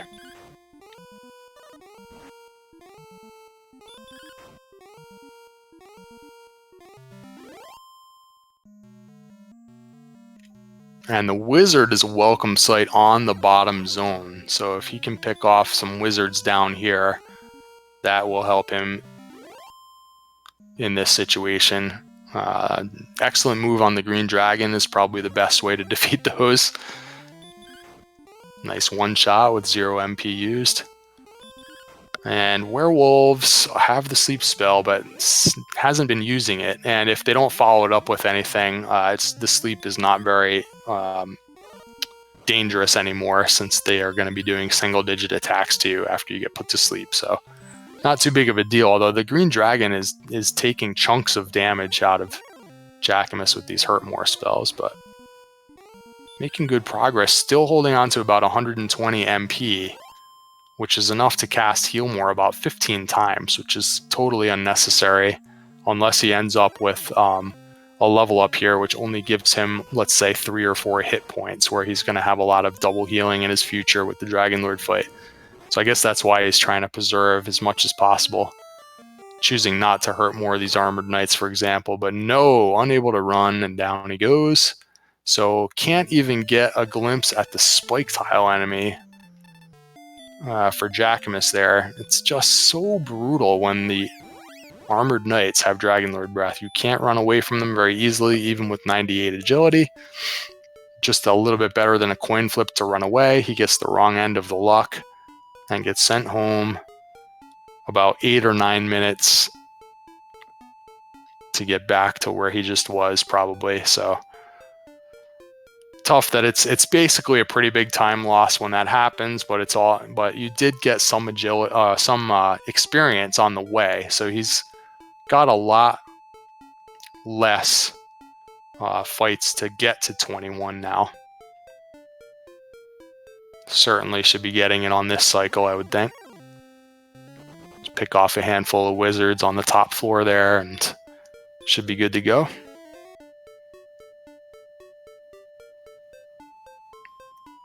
And has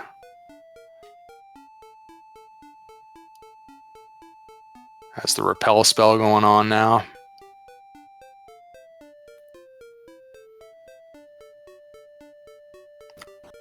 I didn't notice if he was like outsiding out of Tantagle there or something, because he seems to be down like 10 MP from what our tracker's saying, or 12 MP. But here are some wizards that he's picking off.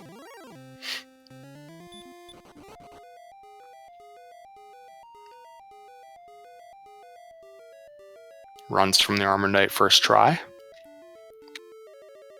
But yeah, not having enough HP to withstand 2 Dragon Lord Breath attacks here means that what do you do when you run into the Armored Knights? Because it's basically just you just try and run from it twice, and that's all you get. Because if it gets you the first time, there's not really that much of a sense. Like, why would you heal more when he's just going to put you back into the danger zone again with 75% frequency? So I don't know. That's pretty tough. It seems like the play is to just try and run from it twice, and then if you get blocked twice, you get sent home, which that's going to happen 20 to 25% of the time that you encounter one. So pretty tough situation with Armored Knights showing up on the first and third zones. Not sure if we saw any in the second zone, fortunately, and fortunately, I don't think we've seen any red dragons in here yet either, which also have Dragon Lord 2 Breath. So could have been even worse, I guess, but so far just the Armored Knights causing problems, and we're in the safe second zone here with the Wizards, the Stonemen, and the Golems. Golems have Dragon Lord 2 Breath, but he does have the Flute, so in a situation where he really needs to get away, he'll be able to get away.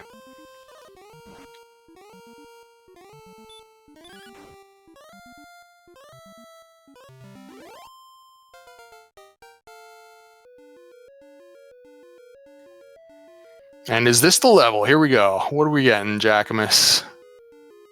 We got 4 more power. I think I just saw 18 hit points. That might do it.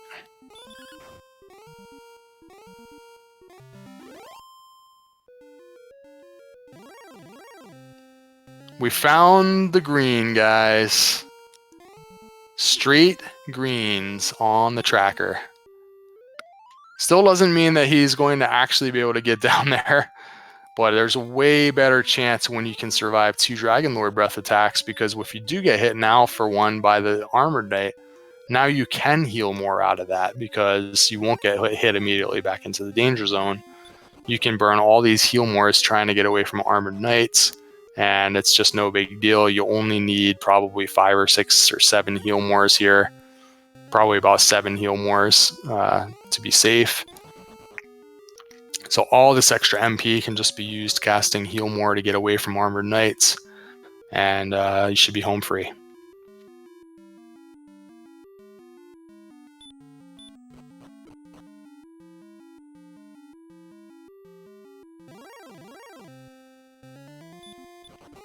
Chat pointing out that average damage of 20 to the Dragon Lord. So that's we'll be looking forward to that. He's going to deserve it after the seed that we just went through here. It's 13 to 26 is the range of possible damage. Not too shabby. And the bottom floor, we see the Dragon Lord in our sights now, and we have to just walk all the way around the outside to get to it. Once again, I think he was here once before, just didn't quite get to the spike tile. Among the nastier spike tile choices would be the Golem with the Dragon Lord Breath, or the Armored Knight with the Dragon Lord Breath, or the Red Dragon with the Dragon Lord Breath. The only other possibilities would be the Stone Man, or the Blue Dragon, or the Axe Knight. What's it gonna be?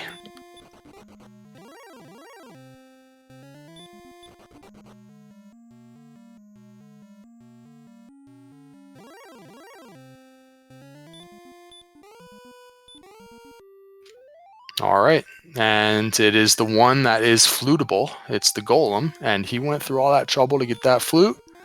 Might as well use it. Put that Golem to sleep. You must defeat this enemy in order to have access to the Dragon Lord. And it wakes up, but doesn't use the Dragon Lord Breath attack. And doesn't use it again. And now we get an excellent move. So only used the flute once, I believe, there, which is a little surprising. Although he had plenty of MP to spare if he just wanted to use regular heal more strats there. So here we go. This is a completely free and totally just no possible way of losing this fight. He's going to have a plethora of extra MP to spare here. And not bothering to heal up during the Dragon Lord 1 fight. Make sure that he enters the fight with over 48 HP. Don't believe he got ambushed. I think he got like a 20-something for his first roll. So things are happening. Gets a 19 there. And misses the sub 3 hour run, by the way. So we're going to have a winning time of over 3 hours in this particular seed.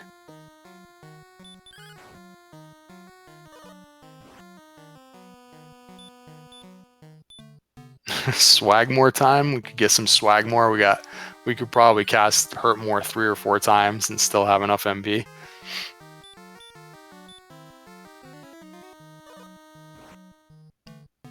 But let's make sure we actually win, because we don't want to go through this any longer. What a crazy seed, guys. This was really a challenging one.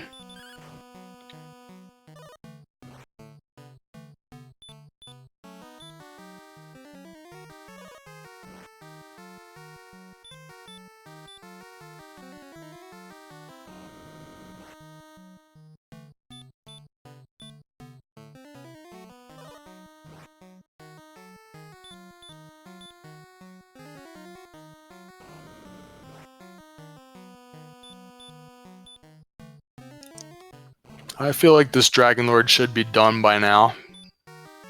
Not sure why it's not, but any moment now. He is Hurt Mooring here. Okay. Looks like it did not connect. The Dragon Lord is resisting.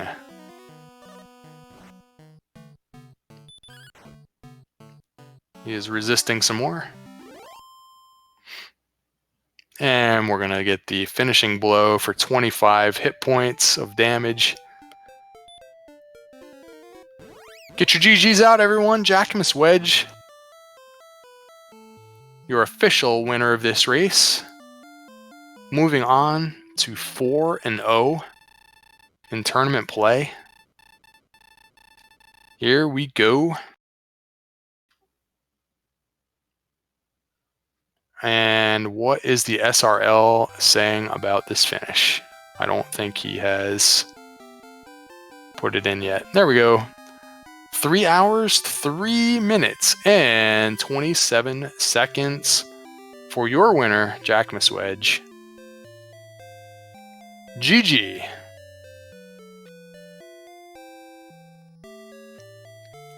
And he's going to come in for a chat. Hello, JackimusWedge. GG on successfully defeating the Dragon Lord.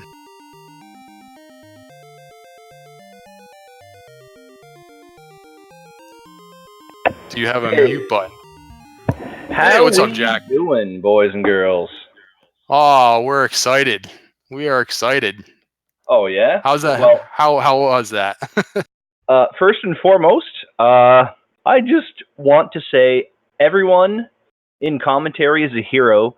Everyone still watching this is a goddamn hero. And if I may be a little vain, I am a goddamn hero for finishing this one.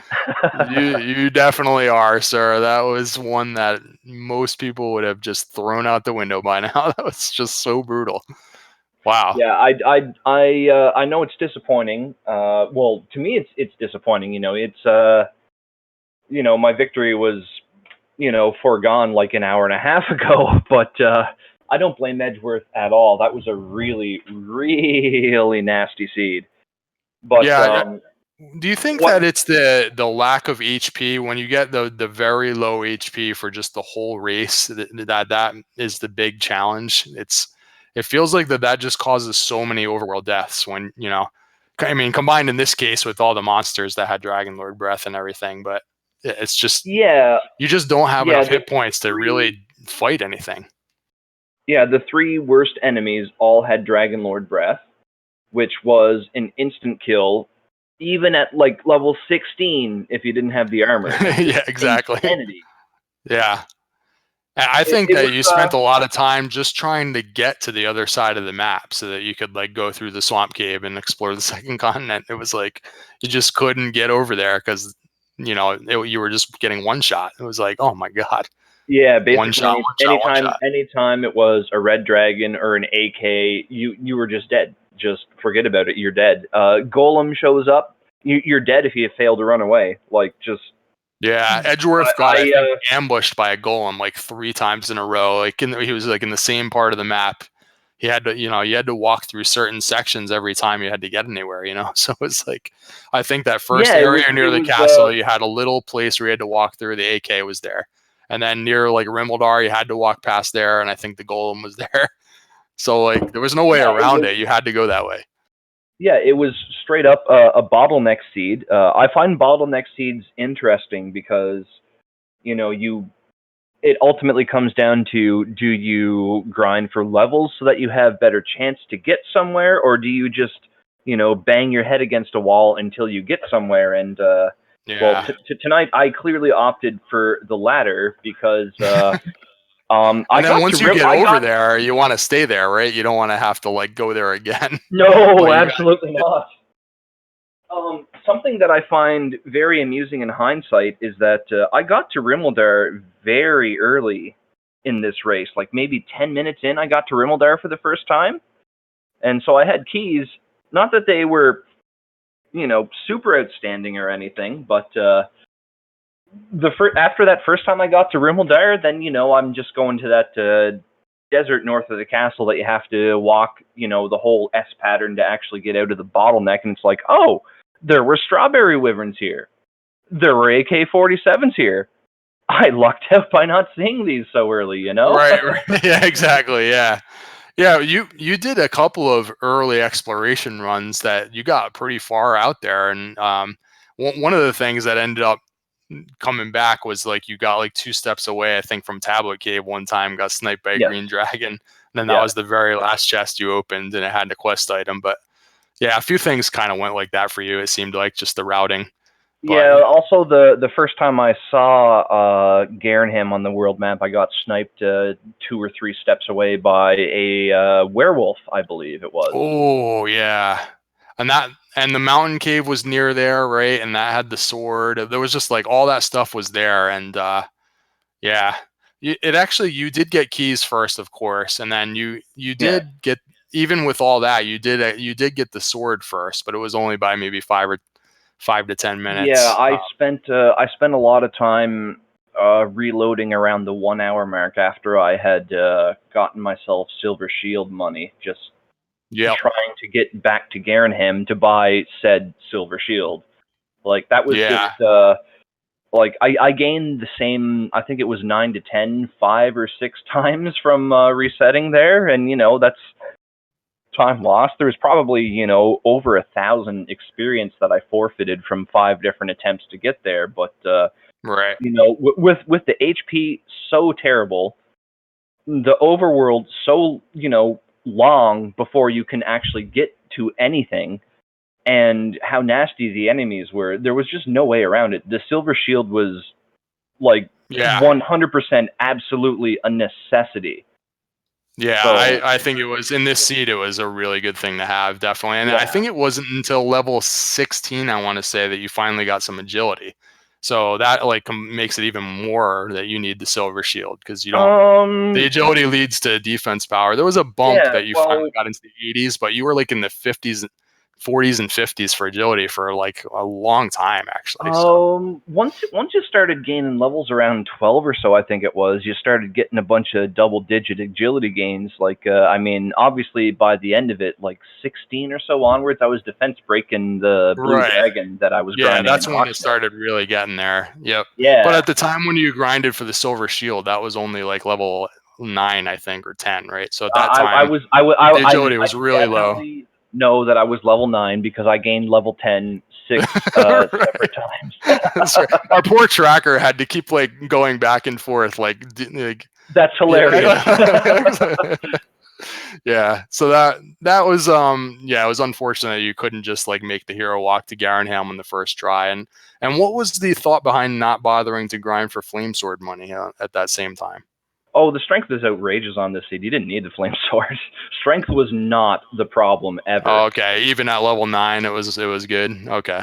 Oh, geez, even at level 1, like I started with hurt and sleep, and I thought that'd be how I'd be getting a lot of my early kills there. But you know, just I usually don't check my stats early on, or you know, basically ever, just because I don't want to lose the few seconds there, like especially if I know I have spells that are going to work. But I remember I attacked the slime just, you know, because it's a slime, you're going to kill it in one hit, and it's like, whoa, I did double-digit damage to that slime at like level 1 or 2 or whatever it was. I don't even need that hurt spell. Like, it was pretty rare. I think it turned out you had 24 to start with, which that's really uncommon. Yeah, and then every level from 1 to 12 or thereabouts, they were all, if not double-digit strength gains, they were all like 8s or 9s or something like that. You know, strength was never an issue.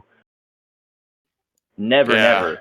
I mean, it's pretty obvious which stat was the problem for this one. Yeah, and I've every time I've seen that's caused like way more challenges for people than anyone would really realize. If you just say, "Oh yeah, we had really low HP in that seed," a lot of people, like when you say like, "What makes a seed really bad?" Oh, it's like that, you know, this enemy has this ability, or you know, that Charlock was bad or whatever. No, like if you have low HP for the whole seed, it's like super brutal. Yeah, low HP is a killer, and you know, a lot of people nowadays, they're not too fond of the agility build, but this was definitely a seed where going strength agility did pay off quite a bit. Yeah, well, defense breaking the blue dragon was nice at the end there. Absolutely. So yeah, that was pretty big for you. Those last couple of levels went much faster than I expected. So yeah, once the blue dragon is defense broken, I mean, you're wasting so many less turns in the combat healing yourself. It's way less frequent to have to retreat to a town to restore your resources. If you defense break a spike tile enemy, that is a gigantic advantage in terms of level grinding. Yep, absolutely. And what else for like decisions that came up here? What comes to mind for me is I feel like even pretty late, you still needed kind of all 3 search spots for the armor. And the first thing that you came across, I think, was Caitlin and the coordinates. Yeah. And I guess you track that down. It was a little tough to see with, you know, the frame skipping and stuff, but I think you somehow counted that out with the flute, and that like.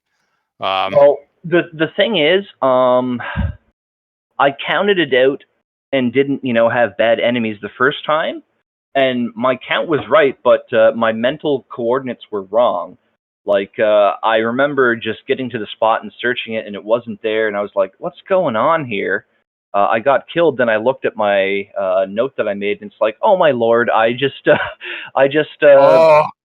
added 10 more to the east direction. Gotcha. Somehow I thought it was 7640, but it was 7630. So I counted right, but I had the coordinates wrong. And then, well, you saw how many times I got killed trying to get back over there. I mean, like, I had a spot that was a mental marker, so I didn't have to count the whole thing over again or nothing. But did you count your way around, or did you like look across the water or something to pick it up from the other side? Because it was like you had to go west and then north, and I don't remember. I couldn't quite tell how you did it, but we were like, oh wow, he has the flute. Somehow he got it. Like, I don't know. Yeah. So on this seed, normally like that large amount of coordinates and the weird path you have to take is something you'd never even consider counting. But there's this whole basically like C shape you have to walk to get to the northern part of the map where everything is. And on the southern part of that, there's this one peninsula that's just like a whole shitload of swamp. Excuse my language, sorry. But you walk down that way and you can see the castle. So if you make a mental marker, you can start counting from there. Oh, I didn't notice that. You could actually see the castle. Yeah, that's really good then. That's a perfect. I didn't see that. So that's a good play. I made a mental mark that wasn't the castle, but it turned out you could see the castle, so that just made it a little bit easier. Yeah, but so, so that was like, I think you did all that before even seeing Cole or Hawksness. Was it just that it seemed like it was hard to even explore any further and to find those towns? 'Cause it took a long time to get to the second continent, it looked like. Not necessarily. I was just very committed to the coordinates there, because where I was at that time, I had the Rainbow Drop, I had the Silver Shield, I had Erdrick's Sword, so my thought process is, if the coordinates are the armor, I have everything I need, and I just need to get leveled. Yeah, so okay. I was focused then you're just done. Okay. Yeah, I was just focused on getting that, and it turned out to be the Fairy Flute, and it's like, okay, that's clearly not what I wanted to see, but that's at the point that in this seed it was like, okay, I know where I haven't been on the map, so I'm just gonna go over that way, and eventually I'll find Hawksness or Cole. I found Hawksness first. Hawksness was obviously very profitable experience-wise, but it didn't have the armor whenever I killed the blue dragon that first time there, when I had like 44 max HP or something. That was a really risky fight the first time. Yeah. But then, you get to the swamp cave, and then Cole was just north or east or whatever from there. I forget. I mean, Cole was the only thing on the second continent, so whatever. Yeah, and it was just from Lake Tantagal when you guys kept death warping. It's a really long walk just to get all the way to the swamp cave. So it was. It just seemed like every time you tried to just explore a little further to just even find Swamp Cave, it was just you were getting sent home over and over. It's like, oh my god, it's just that was tough. This seed really, the difference between another legendary very long race that I may have been in 3 years back was that strength was the issue, not HP like tonight, but I was definitely getting kind of flashbacks towards that, at least. So. Oh yeah, when strength is an issue, it's just slow because you have to be fighting like small enemies and stuff, and you're just fights are taking 10 rounds and stuff. But in this situation, it's like you're just dying because you just can't survive 2 hits. You're getting 2 shot or you're getting 1 shot. Yeah, like I wasn't. I was only half joking. I don't know if you were following some of my snarky remarks in IRC after Edgeworth basically had to call it quits there. But one point I just typed, HE is paid DLC, and I think I'm only half joking at this point. Yeah, no, I agree. It's. I did have 2 questions for you guys that were watching / commentating the race there. One, how many times did I die? Let's see. We have your COD counter at 31. I guess I'll leave it to the tracker to decide if He feels like that's super accurate. I don't know. Do you feel like it was more than I that? definitely feel like it was more than that, but 31 is still very high number to your average rate for sure. And two, and I think this is probably the most important question there. Obviously, Edgeworth had to cut it short because this ended up being a 3-hour seed there. But whenever he quit, was I ahead? I think the consensus is that Edgeworth was in the lead at that time. He had gotten to Cole and the armor quite a bit earlier, so he was like in grind mode and was able to get a little bit of a lead going with the grind. But he started just getting those levels that just weren't giving any HP, and I feel like he just was like, "Well, I just don't have time for this." I mean, Yeah, I don't blame him. Okay, that's not as reassuring as I would have liked it to be. That was the main thing, is that you still need armor. Was Edgeworth strength HP? He did do strength HP, yeah. Okay, no. So was very much ahead of me. I probably, assuming he still is finishing the race and plays good and all that. I probably pulled ahead around level 15, 16 when I started defense breaking the blue dragon there, because definitely with a huge amount of HP on that last level, the HP became irrelevant, and the agility build was god mode basically. So yeah, not only that, but he actually never got the silver shield, so he would have never been defense breaking the blue dragon. Even at like level 20, he was not going to be defense breaking it. Okay, gotcha. All right. I feel okay now that we've logicked it out. I feel a little less bad about it, but I mean, I win tonight, but it's by default, and maybe if Edgeworth finishes it the way I plays my finish, I mean, we can never know for sure. But well, the good news is that you were both already in the playoffs coming into tonight, right? So it didn't really affect, whether or not you were going to get in, or he doesn't get knocked out or anything like that. So yeah, that's always nice there.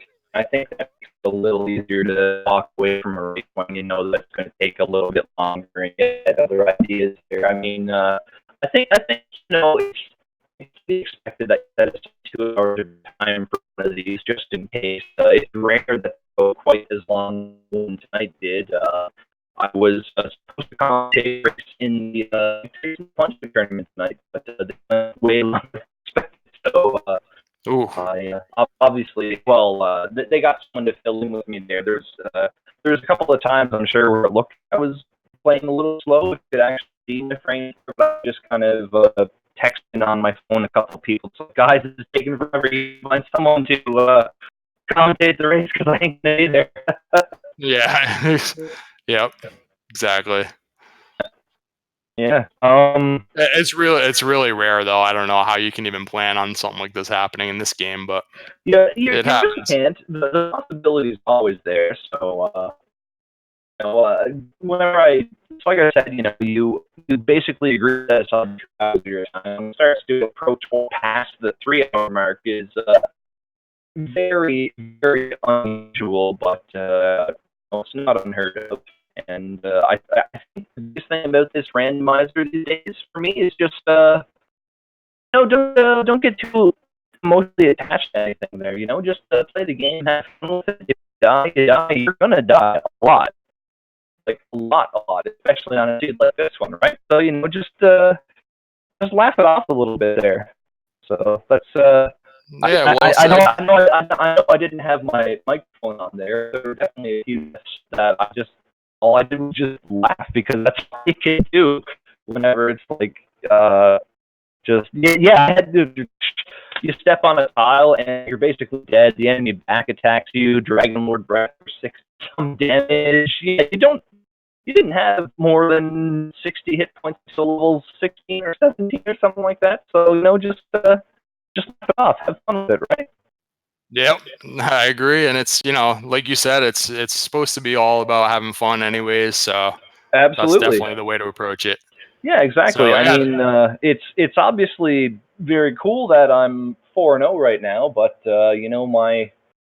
as much as I, obviously, don't throw in the towel and, try to win, it's not the end of the world if I lose here or there. So, I'm pretty happy to be 4-0 right now, and I'm looking forward to the next week and all that. So, congrats on that. 4-0. I guess there's maybe 3 possible opponents that you'll have for next week. I think that's how few people have actually managed to be 4-0. So there's a couple of possibilities, and you'll get a really tough match, I'm sure. And we're all gonna have fun watching the battle of the 4-0s. So, absolutely. I'm looking forward to playing in the Battle of 4-0s there too. So, nice. This time-ish next week probably is what I'm going to have to look for, because I'm working the next 5 nights there. So it will be like a Thursday or Friday night kind of thing. But nice. And my understanding is we get 2 weeks to schedule it for this particular week, so you get a little flexibility there. Oh, okay. The flexibility is always great there, but I like to be on top of things and get this on the calendar. Not necessarily done and over with, because I enjoy it, and some of the suspense leading up to the match is fun too. But anyway, I digress, and I'm starting to ramble. So I think I'm going to finish it up here. But right. I have 3 very important words that I need to leave all you glorious humans in the broadcast, restream, tracking, commentary, and let's not forget all you fine folks watching this thingy on Twitch on whatever Randomania channel we are on right now. 3 words. Hold them close to your heart. Never forget. Always believe.